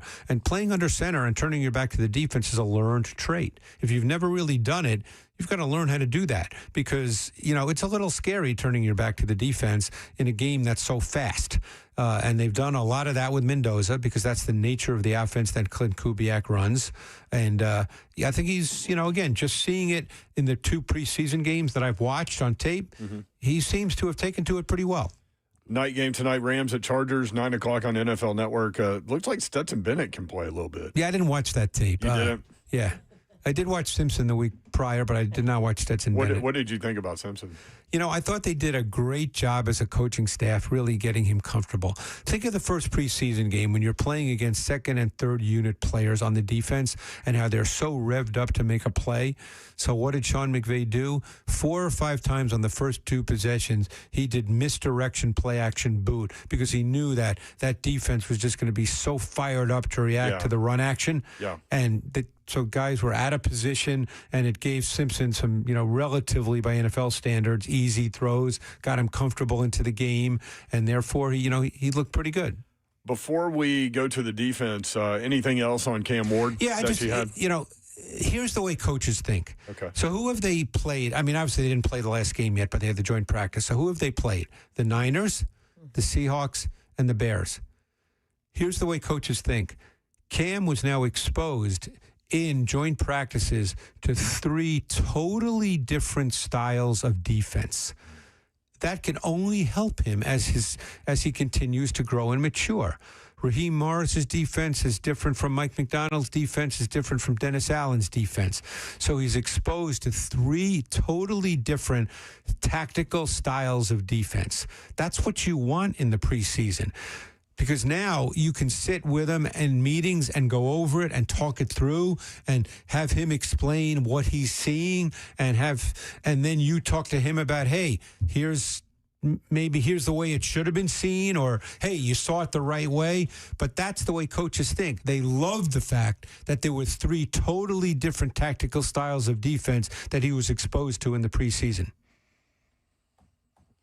Greg Cosell in studio with us on 3HL. So the defense today. So we were standing up top, so we could see both fields pretty well. And every time I looked over there, it looked like, there were some plays made by Chicago, of course. Of course, there's a lot of plays. There's a lot of plays. But it looked like the Titans' front 4 held up really well, and they had at least 3 interceptions. You know what? I like this Titans defensive front a lot. They're going to have a rotation of 7, 8, 9 guys, all of whom can play. And, there's always guys in the league, and it seems to be more true with defensive linemen, that wherever they go, they play well, but they're not with the same team the next year. And I always wonder why that is. But the reason I mention that is I think a perfect example of that is Jacob Martin. Jacob Martin, wherever he's been, has been a good player. a good pass rusher. Now, he's never going to get 15, 16 sacks because he doesn't play, that many snaps. But he's always been a good player and a quality pass rusher. And now he's with the Titans, and, he's going to play. He may even start. He's going to play. But I think this D-line could be a really, really good group.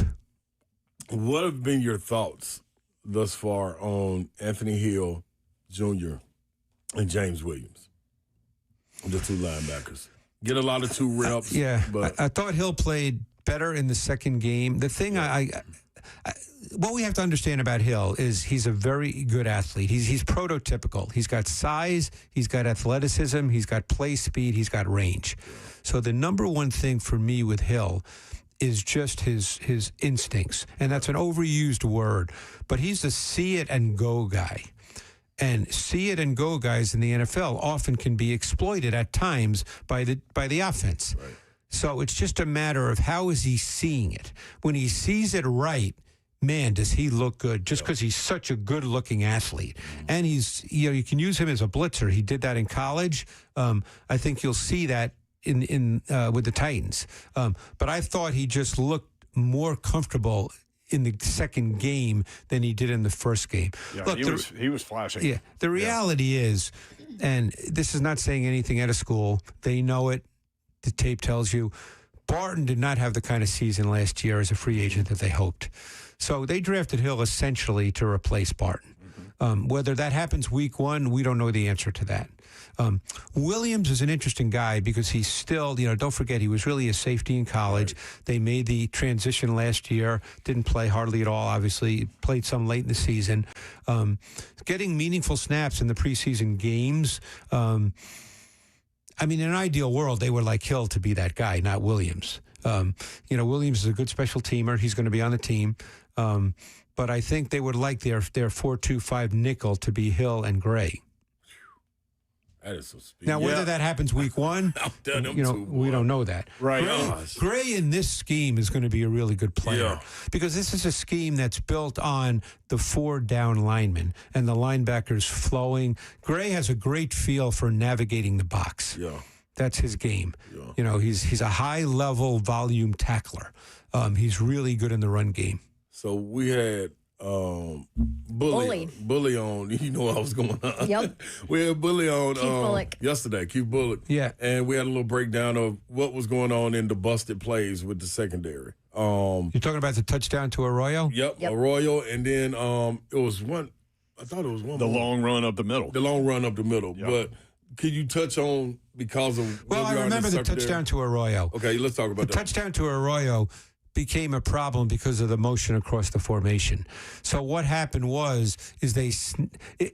believe they were playing cover 3. They started out with the Seahawks, that is, with a 1-by-3 set, meaning the tight end was the 1, and he was a nub tight end, meaning he was attached to the formation.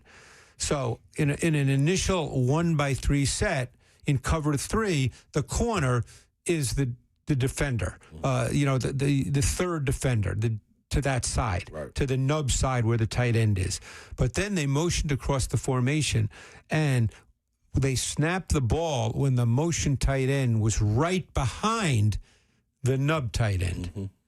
Did Bullock talk about this? Yeah. You hit word for word. Right. Yeah. This is it. Yep. So, except he didn't say nub. He just said tight end. Yeah. Right. Yeah. Attached tight end, nub tight end. So now what happened is the corner and the safety to that side, because the safety was coming down as the flat defender in cover 3, they got confused as to who was going to be the third defender and the flat defender, and they both ran to the flat because the ball was snapped when there was no definition of who was number 1 and who was number 2 by the receivers, because they were basically one behind the other. Yep.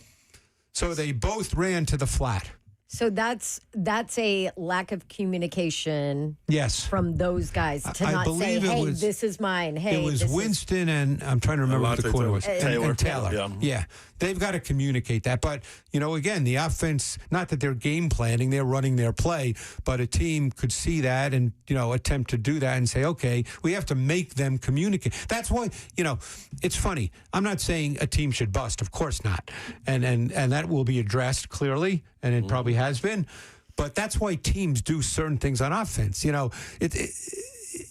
do the matchup show and there's pieces, I worked with someone who there'd be a play that I'd want to do, and he'd say, well, they made a mistake. And I'd say, well, the offense did something to try to create confusion. Yeah. Obviously, you don't know that their defense is going to make a mistake, and you're not calling the play saying, oh, yeah, they're going to make a mistake. Right. But you're calling it, you're doing what you do because it potentially leads. Is that the play? Did you pull it up? Yep. Yep. So you see exactly what I'm talking about. They snapped the ball with both tight ends, basically one behind the other. So Winston ran into because one of them is responsible. Normally, what would happen if let's say they snapped the ball with the motion tight end inside of Right the here. nub tight end? If he was here. Then Yep. what would happen is Taylor would play the nub tight end because he's number one, and Winston would be responsible for the other tight end if he runs a wheel route. He Right. would have to match up to it. Right. Okay, because otherwise there would be no one there because Taylor would be running with the nub tight end. Or if the tight end in motion went beyond the nub tight end, Then then you Taylor flip would take it. that Then guy. you flip it. Right. Yeah. It would be flipped. But they did it even. Right. Like front and back. High level communication. Well, I'm sure that's what Bullock said, right? Yep, Yeah. exactly. And Yeah. Saleh Exact said, words. I'm glad that it happened. You want it to happen in the preseason. Of course you do. Yeah. You absolutely want it to happen in the preseason. Just like you want quarterbacks to throw interceptions in the preseason and in training camp. You want all the negative stuff to happen in these games and in the practices because then they become teaching tools. And ideally you learn from them and then you can teach. That's what coaching is. These guys want to be able to teach. Do you have one more segment in you, or do you Sure, have I'll dinner do one plans? more. Absolutely. One more segment with Greg Cosell in studio, 3HL 1045 The Zone.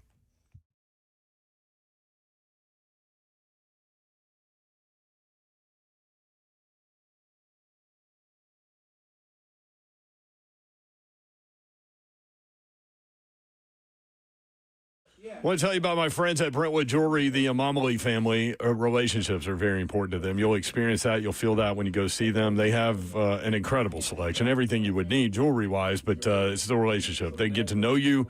They get to know what you're looking for, and they are able to help you with any and every one of your gifting opportunities throughout the course of the year. For more than 50 years, Brentwood Jewelry has been proudly serving the Middle Tennessee community with exceptional style and exceptional deals every day. Family-owned and operated business spanning 3 generations. The Amamali family dedicated to giving back. Support local, shop Brentwood Jewelry.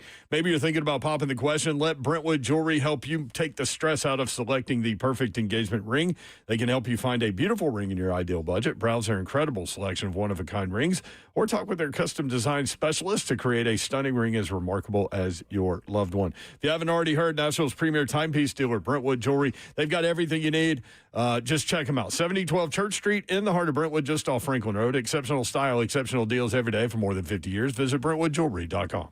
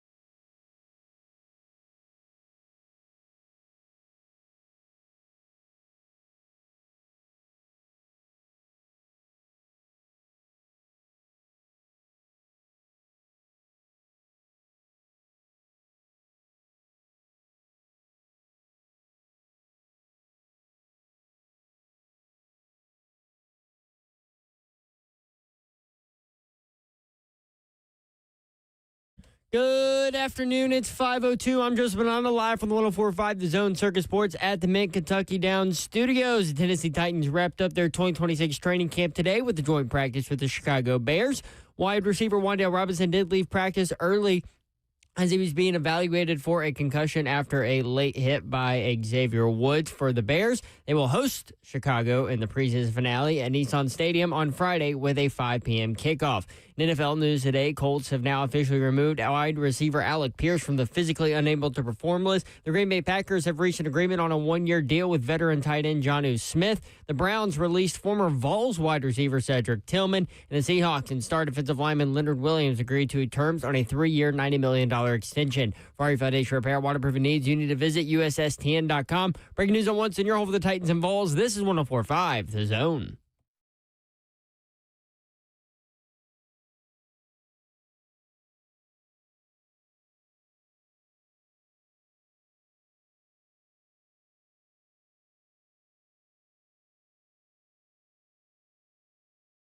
Three at 104.5 The Zone. Brent Doherty, Don Davenport, Ron Slay. Greg Cosell is in studio. Joint practice sessions. When did this become a thing? Yeah, it's a great question. It's been about 20 years. Has it been that long? No, it hasn't been that long. No, it hasn't been that long. Okay. I think now it's truly accepted and teams want to do it. Yeah. I don't know. I don't know the answer to that. Yeah. But, one more thing I want to say. Who started it? Belichick? I don't know. I think it was. I can't remember. I'm going to do a deep dive tonight. Yeah. There you go. One more thing just about, Cam Ward and this offense and the whole team. When you have a young quarterback, you got to think of it this way. In an ideal world, they would love to be in a situation where the defense is really solid, okay? They have a meaningful run game, whatever that means. It doesn't mean they have to lead the league in rushing. Right. Where Cam does not have to drop back 35 or 40 times on a weekly basis in order for them to compete. You'd love to be in a situation where there are games this season where, Cam Ward could go 17 for 27 for 190 yards, not turn it over, and they could win a game, 23-17. Yeah. You'd love to be in that situation. Now, I'm not suggesting that that's going to happen every week. Of course, it's not going to happen every week, but you'd love to be in that kind of situation on occasion so that you're not asking him to drop back, behind an offensive line that, quite frankly, look, I think Fernando Carmona is going to be a good player, and it looks like he's going to win the right guard spot. Dan Moore still struggles in one-on-one pass protection. You're just trying to you'd like to be in a situation where you don't ask your quarterback to have to do that on a weekly basis. Right. Do you think that's part of the sped-up thing? Because he's so used to, like last year, he had no time. Right. And he was getting hit a lot. He was the most sacked quarterback in the league. Yeah, and I think that, look, quarterbacks are still human beings. So when you're getting pressured quite a bit, okay, you start to basically anticipate and expect pressure. And that speeds you up even, just when you take the snap. Everything in your mind has to happen too fast. And, so that's when you rush through your reads. That's when you might leave the pocket too early because you're in your mind, you're pretty certain you're going to be pressured. Yeah. Ask Ryan Tannehill. Yeah. No, I mean, that's his last year. Oh, he got the yips, Tannehill. Remember? Yeah. There's a great story about that years and years ago when Steve Spurrier became the Washington Redskins head coach. Patrick Ramsey. You know it. Yeah. When he did all this college pass protection, which is not NFL pass protection, and Ramsey got the living you-know-what beat out of him. And Ramsey, who I thought had a chance to be pretty good, as did most people, was just so shell-shocked that he never really recovered. Ugh. By the way, you mentioned 23-17, and I started thinking 23 points would be great. And then I looked. They scored 23 or more 4 times last year, and they were all within the last 5 games of the season. Yeah. And they won 2 of them. And that's when they started to run the ball. Yeah. Yeah. No, Do you anticipate them being a more of a run They need team? a meaning. Look, like I said, it doesn't mean they have to average 170 yards rushing per game, but they need a meaningful run game. And again, it could be sustaining. Pollard, I think Pollard's a solid back. in an ideal world, they have two backs. I don't know what their plan is, if indeed there is one for Singleton as a rookie, or if he's just, who knows, maybe he's not even going to dress. We don't know this kind of stuff. He had a tough pass pro opportunity against San Francisco. Yeah, although he was good in pass pro in college. Oh, in college, yeah.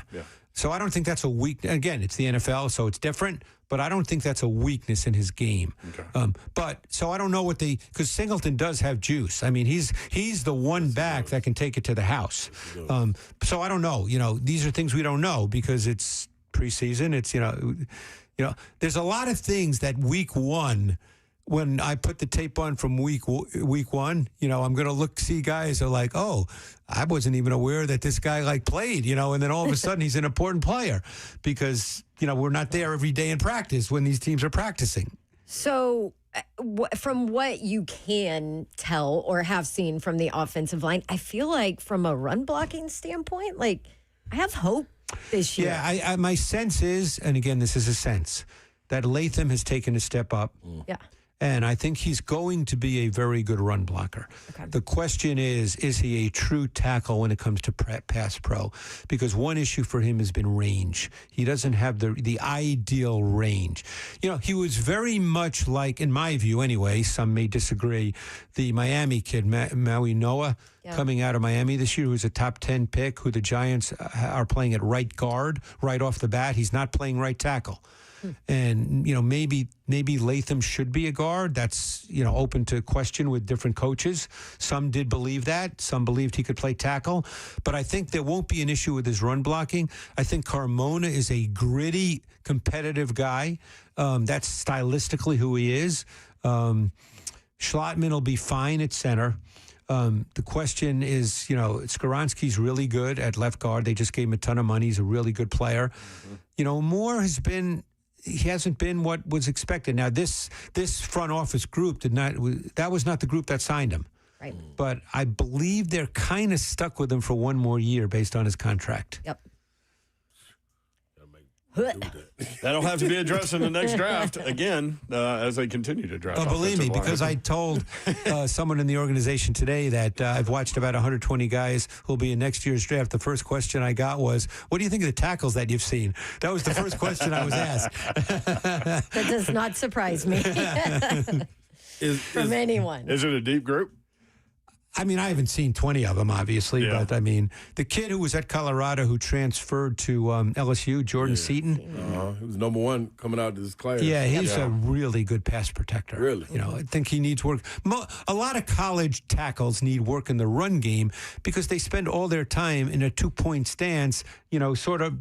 Nobody fires off the ball in college football. You know that, Dawn. You do all these games. It's very different. It's very different. No one fires off the ball. They're in 2-point stances. They're almost straight up. They're not low to the ground. They're not getting underneath anyone. They're not driving through with their legs. That's the way they play in college. Unless you go to Iowa. Yeah. Oh no, they know. Yeah. I have A&M film on right now. You're right. Yeah. This secondary, you think you see a different secondary once you get into this regular season and there's different sets and different schemes thrown out by the front four? Well, I've always liked Alante Taylor. He played predominantly in the slot in New Orleans, but he was an outside corner at Tennessee and has played outside in the NFL, and obviously he's going to play outside in Tennessee. Now, Salah's background is normally corners play sides. Okay. They don't match up and they don't play field or boundary. They play sides. So Taylor, I like. He said that too, coming in, that's his. Yeah, that's his. Yep. I mean, that's what he's done in the past. I can tell you from watching tape. Yep. I like Flott. The only thing that worries me about Flott is he's small. And he is small. Yep. But I think he's got traits. He's just small. He's not a physical guy either. He was talking about how he really loves this combination being paired up with Alante because he said Alante's completely different than what I've done in my past. He likes to jam on the line, and he goes, I've never been that guy. I play off and then break on it. Taylor's a swagger guy. Yeah. He's a competitive swagger guy. I mean, he's an attitude player. So we've seen Flott working on that in practice where I bet he'll be Taylor up on and the line Flott have a lot of conversations, I would bet. And then I think Harris, I did him coming out of California where he played outside, but I basically evaluated him saying he'll have to transition to the slot in the NFL. So that's where they have him. I thought I liked him at Cal. I just thought he'd have to be a slot. So I think, again, there's some unknowns here, so we can't sit here and say, man, this group's going to be great. But I think look, last year they're playing street free agents, so it's it's clearly a better group. Amen, Cosell. Amen. Hey, I will say this though, after watching this preseason, there are a lot of fans that are concerned about Alante. Yeah, I think he'll be okay. Okay. Yeah, I mean, I kind of felt like it was knocking the I thought Flott had a tough time again. Was it San Francisco he struggled? Yes. Flott had his tough time against. That was Deshaun Stribling who went off. Yeah, who I loved. And I remember that pre-draft. Oh, yeah, I told you. Yeah. Yeah. I thought that I think Winston's going to be a good player, potentially an impact player. I'm curious to see him. He's got those kind of traits. And I think Hooker is solid, and we've talked about this, if everybody else is good. Like Hooker's not the guy, the man, but I think if you have a good group, he's just one of those solid glue guys. Within the framework. Within the framework, yes. So Alante Taylor had a pick six against Seattle in the joint practice session. He had another one today. I don't know if it was a pick six, but he had I think it was, actually. I saw it. Think about it. So, from that perspective, you need some positive things to happen to you, right? Like momentum's a thing. I mean, they're going to play a lot of zone. That's the way Robert Saleh plays. And then, see, that's the thing. Now you need to see some in real games of how your corners play. Like, hey, in a critical situation, do I have the option to play man, depending on who the opponent is? Or am I going to have to stick to zone? I mean, I got a chance to talk, because I know him well, I got a chance to talk to Dennis Allen, the DC for the Bears after the game, just a brief conversation, and they have so many injuries in the secondary, and I said, hey, it's the NFL. When you have injuries like that, does that have to change the way you play call, or do you just say, "Hey, it's the NFL; these guys are out there; they got to play"? Says, "Oh no, if you're uncomfortable with your corners, you're going to change up some things you do." So I think you'll find out how Robert Saleh feels ultimately, about Taylor and Flott once the real games start. I saw the Bears with a lot of cover two today, and just kind of playing base. Well, they lost Tyreek Stevenson in the practice. He got hurt early on, and he'd be a starting corner. Yeah. So they're going deep in the well now. Yeah, and if the Titans went 11 personnel, then they would go sub package. Right. But primarily, it was a lot of cover two today. Gunnar Helm had an amazing catch. Did you see that one where he went up over the defensive back and caught it with one hand? I like Gunnar Helm. Yeah.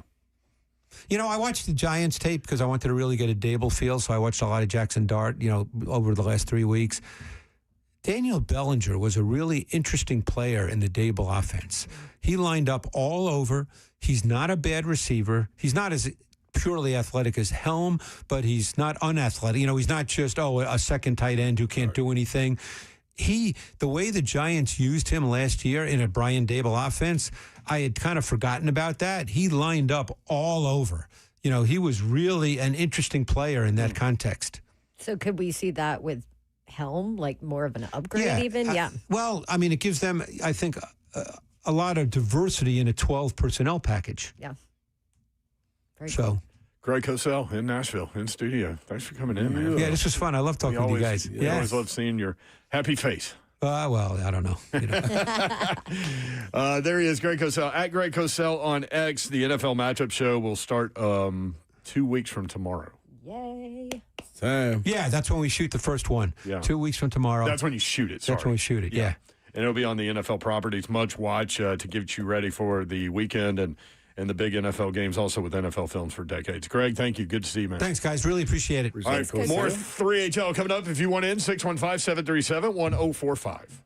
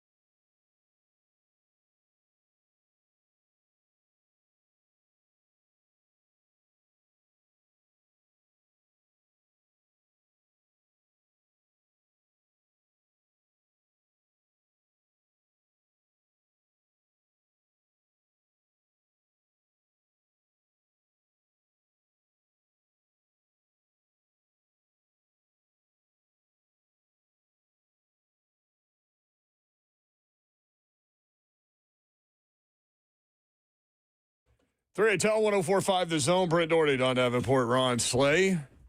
Always love having Greg Cosell in studio, man. Why wouldn't you with a breakdown like he's going to give us? We've done it for years, and I always feel like every time we have him on, we learn something. Yeah, but You know? Yeah. almost like Monday Know to what I'm Tuesday, saying? Wednesday. Yeah, the game is Saturday, so then that's the last preseason game in the history of that stadium. You know what happened on Sunday?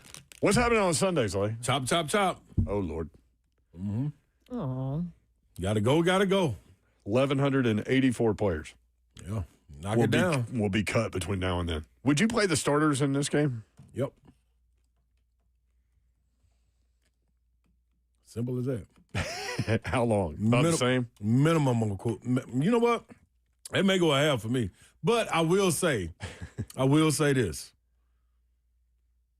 As vanilla as they are, knowing the work that they're getting in the joint practices, because I know the fans and listeners are saying, man, what y'all be saying, man, like we don't see that when they go out there. Yeah, I'm gonna be honest, we don't either. So it is a different look in the joint practices than it is in the game. And you just heard Cosell, like you're working on stuff, man, that you really just execution. So if you're gonna go out there and do that, give me a quarter. Just to make sure I stay fresh and game ready, just to understand what it's like. Give me a quarter. Give you a Give me quarter? a quarter. Yeah, but I ain't with the one series and let's get out of that. No, give me a quarter. So they've done 3 series for the first team offense in each of the last 2 games. They went into the second quarter in the last game. Would you do that? Same type deal? Unless you get – see, my thing – I'm good with 2 drives on this one. But if you get 2 drives and you score – like a touchdown, a field goal or something, maybe be done at that point? No, let's get in the box. Okay. We want no field goal. We done had them. Joey Sly's perfectly fine. 8 for 8. Yeah, he's perfectly fine. Let's get 2 touchdowns, 8 field goals. Get me in the box. I need to get in the box. I am okay with seeing this team get into the box. But I do understand we don't see what we saw like today. Like, I don't remember them going 5 wide yet. Have y'all seen them go 5 wide in the preseason games? Nope. No. No. And one of them is a running back. You know what I'm saying? Like, Should we say that? You know what I'm saying? No. Actually, no, you're not supposed to. There was somebody said there was some rogue Bears fan like putting out video Really? of the entire practice or whatever, That was real. which you're not allowed to do. Well, they ought to get on him. There is no video allowed, so. But I'm our saying bad that. Titans, that was not intentional. Okay, well, guess what? Guess what, Titans? My bad on this, but no bad on this right here. Guess who's going to be a part of the passing game? And they've said it since the spring. The running backs. The running backs. Yes. So however you want to Lord. put that out there, yeah. However you want to put that out there, There's no secret that's going to happen. This ain't no. I promise you, we ain't solved no world problem with letting people know that the running back's going to be out there. I can promise you that. Yes. Rogue Bears fan. I'm sure that's never been said before. I forget who told me that too.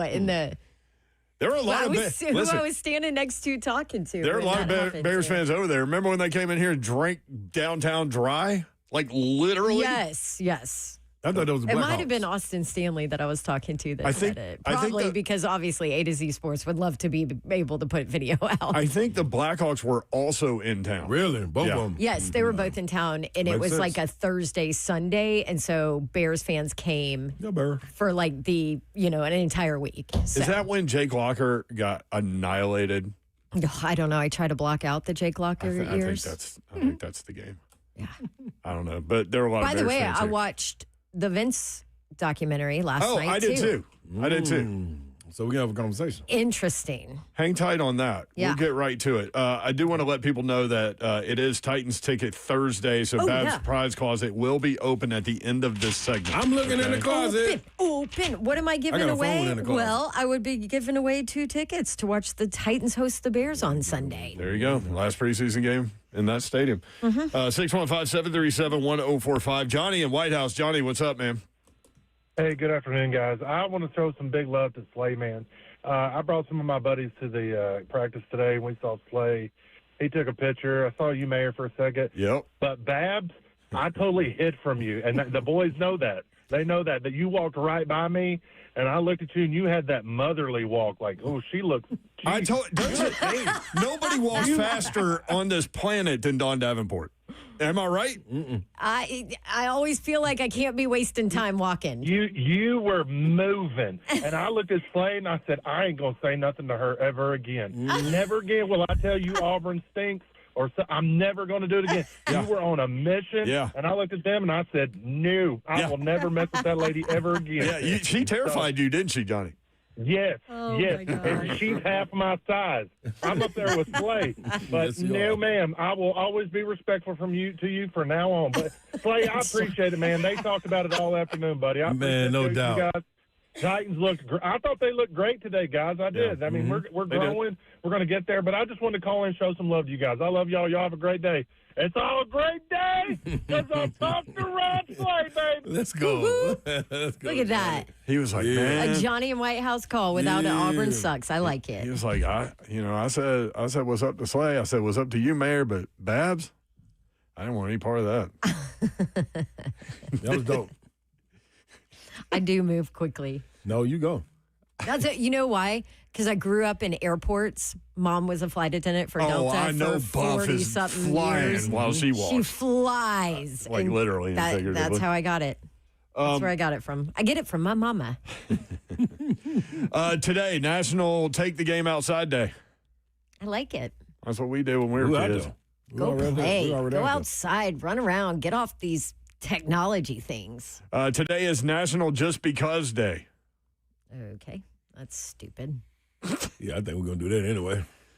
Today is National Burger Day. Okay. Wasn't there some meat recall? Bully was telling me about it today or something. Well, Oh, Babs. there goes I the don't burger know. day. Yes. Yep. Screw your burger day. Well, bye-bye, burger. Sorry. Everything's actually been recalled. Nothing is safe to eat right now, I apparently. know, What? right? No, he's. I mean, Hold on. Wait a blueberries, minute. frozen blueberry. The list There's is long. bread. There's a list of 50 things that. So what were we supposed to do? Eat Grow your own berries food. and Just say screw seeds. it. No, you can't eat berries. Those grow your own blueberries food? are bad. yeah, no. Those are go, recalled. Go start your own farm in Do the you know backyard. how long it's going to take? What are we supposed to do in the meantime while it's growing? Okay, here's the burger thing. Thank you. The USDA has recalled 30,000 pounds of Argentinian beef Oh, I ain't messing with them no way. sold in Texas and Florida. Yeah, see, we way up here. All right. We grass-fed anyway. What up, Garth? Go get my own meat.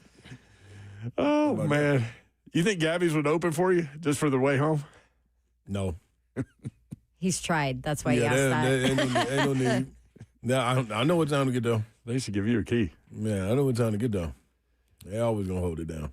615-737-1045. Drew in McMinnville. Drew, what's going on in MC Minville? Not a whole lot, just working, man. I love this show, man. I love y'all every day, man. I just want to talk about, Appreciate you, Drew. I see how people are kind of negative how Cam done today, but I feel like as a fan, if Cam went into every Sunday and went 19 for 30 with 3 touchdowns and a pick, every one of us will take that. We're just trying to see steps in the right direction. Everybody complained all offseason. We just wanted him to take what the defense was giving him. And now that he's doing that, people are complaining that he's not going downfield. It's going to come, man. The season ain't even started. People just need to chill. It's going to come. It's a long season. It's going to take them a while to gel. He just started playing with these guys. Now, at the end of the season, if he's still not playing good and he's still making the same mistakes and he's still not hitting throws and he's like guys are dropping the ball, then we can complain and start talking about drafting a quarterback or whatever.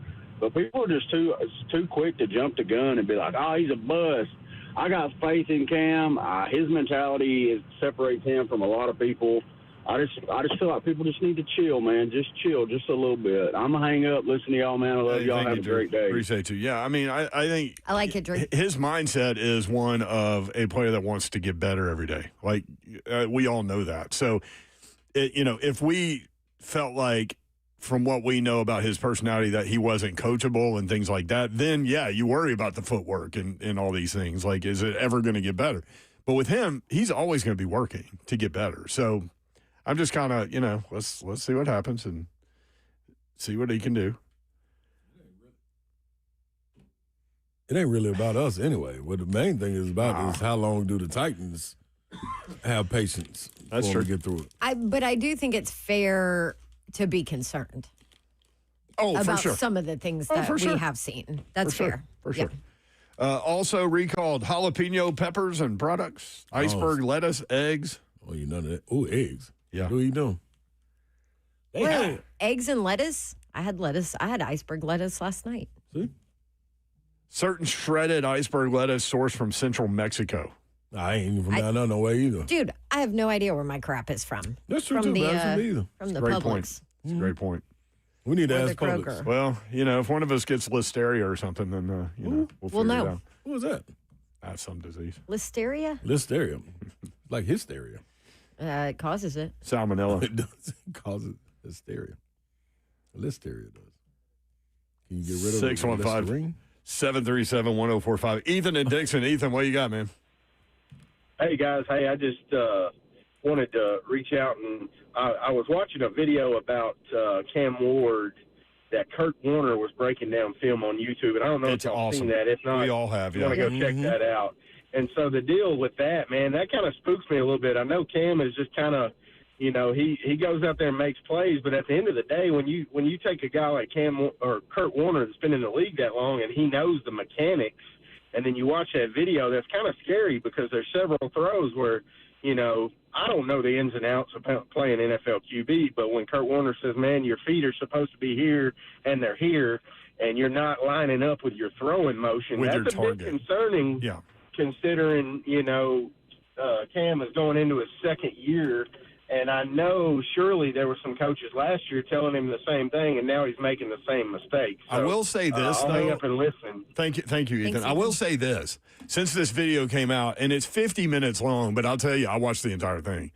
And there's another concern that wasn't necessarily supposed to be a part of this video, but the video's centered around his footwork. And, for example, I keep talking about the swing pass to Wan'Dale Robinson where Cam's feet are like 2 o'clock. The target is at like 5 o'clock. So he's wide open when he's throwing the football, and it goes high and away. Like almost like if you're an outfielder and you do that, that's what's going to happen with the baseball.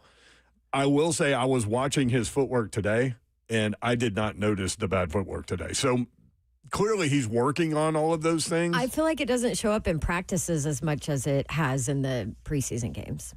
Exactly. So it's work in progress. But even Cosell said that when the new staff came in, they emphasized that and have really honed in on that for Cam. Cosell came in the spring and said that in the spring that they were working on this. So I wouldn't necessarily look at it as, oh, well, he's had 2 years to work on this. Like, I almost feel like it's a new year thing. Do you know what I mean? Yeah. A new coaching staff, new emphasis, new, hey, look, we really noticed this. This is what we need to work on. Like, Yes. Now, so is- maybe you give him, grace on that. yeah. Is practice different in the game? Does he get in the game and he admitted being sped up? Does he get in the game and revert back to old habits? I mean, I always used to. Yeah, everybody will. You know what I'm saying? I don't care how, but that's how much you got to drill it into your head before it comes. Muscle memory. Yeah, naturally, like it's supposed to. But the other part is you got to also not just take out of what Kurt Warner was saying and be able to just hone in on one thing or a couple of things. You also got to take into it.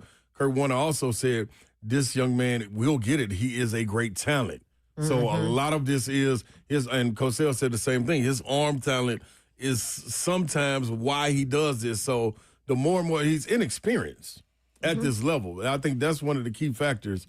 So yes, Kurt Warner is pointing those things out, but at the same time, don't go deaf on what he's following it up with, because he's said it more than one time at the end of those plays. Like, now I'm telling y'all, this young man is very, very talented. He has arm talent. He will get, like, you know what I mean? Like, so don't just focus hear on one that. side Yeah, of there it. you go. Yeah. That's all. He That's had all. two back-to-back throws after I got there where he threw an out route to Carnell Tate, and his feet were lined up like a shortstop throwing to first.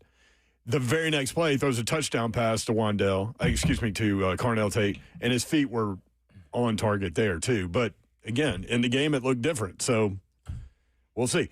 Now, clearly he's working on it. How long does it take for it to become muscle memory? All these things are to Babs' point, fair to question. 615-737-1045. Mark in Clarksville. Mark, what's up? Hey, fellas and ladies, how y'all doing? Good. Hey, listen, man. I do understand what people are saying. They're impatient, this and that and the third. But we got a track record. Vince Young took us a long time to determine that he couldn't get it done. Mariota, okay, we went 5 years with that guy, and we finally figured out he was a bust. He didn't start nowhere else in this league. So I understand what people are saying. Okay, if we can win 4 or 5 games, then we can say something. Yeah, you need more than We that. can't win 4 or 5 games. We go too long with quarterbacks. Well- Okay, we go a year and a half with a GM and send him to the house. But we'll go 4 and 5 years with a quarterback. That's all I got to say. You brought up three interesting quarterbacks real quick, Mark, but those are three bless you, Babs. Those are three very different personality types. And so Vince Young had enormous talent, but didn't necessarily dive into the playbook and know what the plays were and all those things. A poor work. You're right. A poor work ethic. Mariota, I'm not going to go that far with it. I'm not going to go that far with it. I don't know that that's fair necessarily. But Mariota, the thing that we kept hearing behind the scenes when he was quarterback was let it rip, and he just never would. Cam is completely different. Cam has no problem letting it rip. Cam works as hard as anyone on the mental aspects of the game that I've been around. So those are three very different personality types. It doesn't mean that he'll be an NFL star. We have no idea. That's fair. You know what? That's fair. So but I still say, give a kid a chance to see what develops. You know, I wish I would see a Jalen Hurts in this guy. Jalen Hurts made the biggest jump in NFL history to me from year one to year two.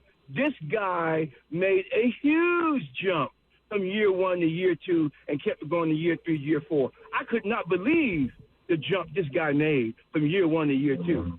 Did he change coaches and offenses? And also everybody's questioning Jalen Hurts now. Then you got to think, man, everything that was around him, like he had a complete squad around him. Not only did he have a guy back there that he could give it to that could go do anything what he wanted, also you had a guy that was I guess Kelsey going to be a Hall of Famer, Jason Kelsey?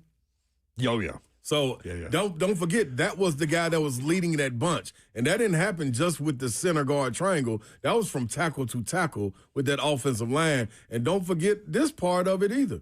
He was barking out the signals where it left Jalen Hurts not what Cam has to do necessarily as far as finding out what the coverages are. Like, Jalen, you just quarterback. I got this other set, the protection, that's a great sliding. point. All of that was taken care didn't of. have to do He didn't have to do any of that. No, so, and it was jump. and it was all RPOs, and he was good at that. Of course, he made a jump, and you wouldn't got a fringe Hall of Fame talent level of wide receiver too in AJ Brown. Come and join you with a coach that knows how to get it done. Like that's so this year they're it's hard to compare. It's not apples and oranges. If you watch these inside NFL shows, a lot of eyeballs in the league are on Jalen Hurts this year because now they've got Sean Mannion as offensive coordinator. He comes over from Green Bay.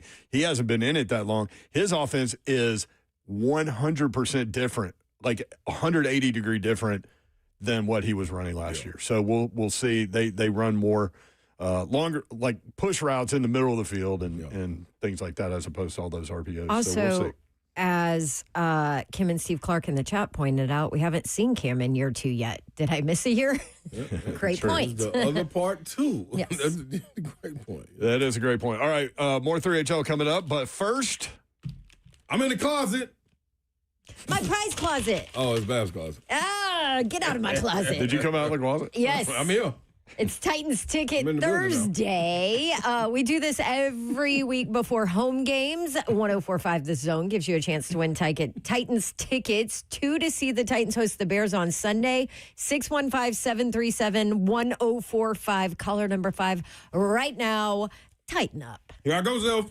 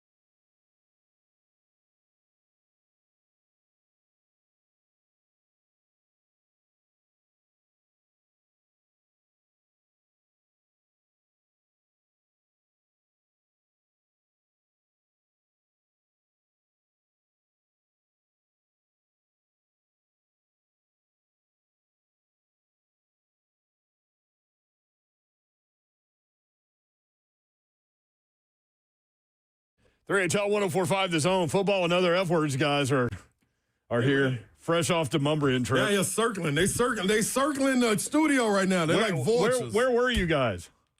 Where were y'all at? No free shout out. Famous friends. Famous friends. Whose bar is it? Chris Young's. Yeah, Chris Young's. Shout out to Rachel. She serves us every time we go. Shout out to Rachel, the Man, server. we got to start going to Tin Roof, too. My girl, Ivy, is managing it over there. Tin now. Roof 2? No, Tin Roof. On DeMumbrian. Yeah, she was over at Tin Roof, too. But now she's managing it over here at the one right here. That's an OG spot on DeMumbrian. Yeah. Lots of things have come and gone over there. Get out of here. I mean, Tin Roof was over there rolling before the Gulch hit big. You know what I mean? Mm-hmm. 3HL bingo card. I got one entry. What you got, y'all? I failed to do my job on this part of it today. Man, we had a Well, we were excellent all show. business today. Yeah. I'm in the closet. That's That's me. Slate. No, you coming out of the Yeah, closet. I was in there until Babs opened the door. Then I popped out. Hey, Hey. I'm in here. And then you were Yeah, I'm in the in the building. building. Okay. Yep. Just Sounds like good to I me. popped up and scared the mess out of Blaine and Zach the other day walking around the corner. I Hey. heard I that, thought but I Blaine didn't see was it. going to punch me. Babs is making a habit out of this, dog. Well, I mean, his And I don't name think is this a good Hitman. habit. I know. I don't think this is a good habit. Wait, she's becoming a habit to her habit is what? Remember she walked. I did Remember it I to walked in here. Slade. She scared the mess out of me. I really almost got punched Like on that dog. one. And then when I turned, I didn't see her because she's shorter. So I'm looking over there, look down, I'm like, what the hell? She does kind of like we talk about how fast she walks, but she also kind of sidles up on you.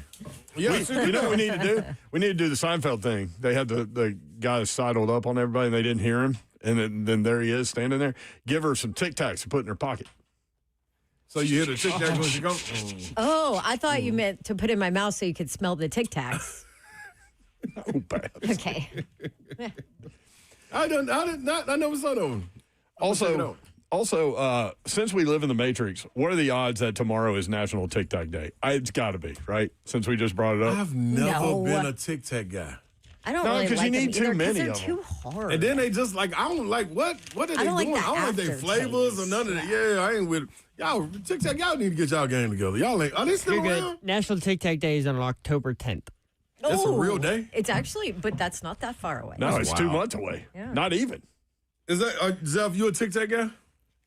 I don't mind Tic Tacs. I'm not gonna go like search them I'm out. saying they don't. You're not going to go buy them? They don't. Yeah, like if Well, you're someone, not a TikTok guy. if someone's got Tic Tacs and they're like, "Hey, you want some of this?" I was like, "I'll be like, What if they were bigger? No, we got that might, like Starburst. Altoids?" might help. Starbursts are nothing like Tic Tacs. Starbursts are Oh, phenomenal. You know, those are just here's And Jolly Ranchers. here's a hot take. Altoids, I like the cinnamon. I like the cinnamon. You I'm do? with you. Yeah. Every time I tell somebody that nah, the I original. got cinnamon candies in my lunchbox. Yeah, I know. Do y'all know The that old lady cinnamon candies. Halloween is 2 months from Monday? Good thing I just ordered Baby Bab's Halloween costume on Amazon. How soon is too soon to get out the Halloween stuff? Because I love that holiday, man. Ooh, That's I our first hate holiday, it. though, really. Yeah. At- That's all you can get that. I Except do for nothing Father's till Day, you know. You gotta get Christmas. October 1st. Yeah. Oh, you don't need to do nothing until Christmas? I don't The have problem time. is taking it down and getting ready for Thanksgiving, then trying to do another quick Right. swap. That's why you just skip Too them all much. and them just all. do Christmas in October. Yeah. Y'all always get on me for this. See, I'm know. checking it out. I take down my Halloween stuff on November 1st and put up my Christmas stuff. You skip Thanksgiving. I mean, I still do Thanksgiving. I'm a fan of eating. Look at me. No. And there's your Pull bingo out the card. decorations. I don't have any real Thanksgiving decorations So necessarily. I'm peeping what Babsy do. That's why I go straight to Christmas on the decoration. Yeah. Babsy is It's always like the heart of football season, and I don't have time anyway, so I do nothing. I bought one pumpkin from like Personal Creations or something that has our family name on it, like one of those fake ones, and I plopped that little thing on the porch, and I'm done. And that's it. That's it. I got the scout report on Babsy. Yeah. You do. Vidal77, what's Slay. that? Slay, who is your hair person, dog? Man, we grow hair. They ain't playing. I'm going Look at all Wolfie. that hair I'm that's supposed to be- growing. I'm supposed, I feel usually like would you have need been. a- I got a I haircut. feel like you need a cut. No, I'm going Wolfie. I'm going Wolfie on it. I'm letting that thing just grow, and then you know what I mean. I'm doing a lot of Wolfie. training. When I cut them, you're gonna see them waves popping. So But why did he say who is your hair person? Because he that thinks hair's it coming. needs to be cut. No, I think he's impressed with I the don't hair. think I've ever had it this long. You Come never on, Red have. Cross. Okay. Because you haven't had. I had it haven't out. had Exactly. I had to go low. Exactly, Babs. You get it. See? You get it. Yeah. And I will say. it all goes back to the picture taken when Wayne Newton walked by a Super Bowl table. That's what started it all. And It's that was like the what did it- Super Bowl. That was the Super Bowl in Vegas. So that was what? Coming up on 3 years ago. And that was when you got the phone call that your dog needed $10,000 worth of surgery. They And he's so did. still kicking, baby. Well, he's not kicking because his legs don't work very well, but he's still alive. Still bringing us joy. He looks like he's been shot in the back right leg. Yeah. He walks, but he just kind of drags that one. Yeah. He actually drags both of them. Right's Oh, probably now he worse does? than- Oh, wow. Yeah. Wow. But that's okay. He's happy. He's here. He's also fat now because I give him 8 trillion treats because To get the medicine in. I know that he won't be around long. So Damn. like, I Kind of just fatten him up like Hansel and Gretel. And, just love on him while he's here. yeah. All right. Guess what today is, everybody? It's a day from Friday. Open house. Lord of mercy. Open house for what? Baby, Lil Ron. School open house? Yeah, I guess I'm going up here. All right. You know have what else fun. it is? CPA at Pearl Cone tonight. It so is. Five birds. Let's go, baby. Take a page out of Oakland book. Uh-oh. Oakland. Ooh. Yeah. There's something. Yeah, I know. One of my buddies was like, I thought they lost out their players. I was like, yeah, but they always have more. They so You know what young. they You ain't do. got to worry about them losing these. There's sophomores and juniors right here, boy. Just And they're running all around. good. And they won last year. They're going to win it again this year and win it again next year. About the year after that. I don't know who they got. I don't know who they got then. Just going 3 years in. I'm on my way. Open house. All right. I'm coming through. So, in other words, Everybody be ready. Get us out of here. Do we need to go get some glasses after this, me and Lil Ron? We neither one of us can. You've been talking about getting glasses for like 3 years. Keep on having Titans practice. Well, Morning we're time will done. be- Training camp's over. It's on now. It's time to see. All right. We appreciate you guys including us in your day and in your lives. We do not take that for granted, nor do we take that lightly. Hopefully, we were able to put a smile on your face. 3HL is Organized Chaos Friday coming up tomorrow. Have a great night. Good night. God bless. See ya. Wouldn't want to be unless you were getting a shout out. And the shout out goes to CPA. Babsy, who skips over everything in the second half of the year.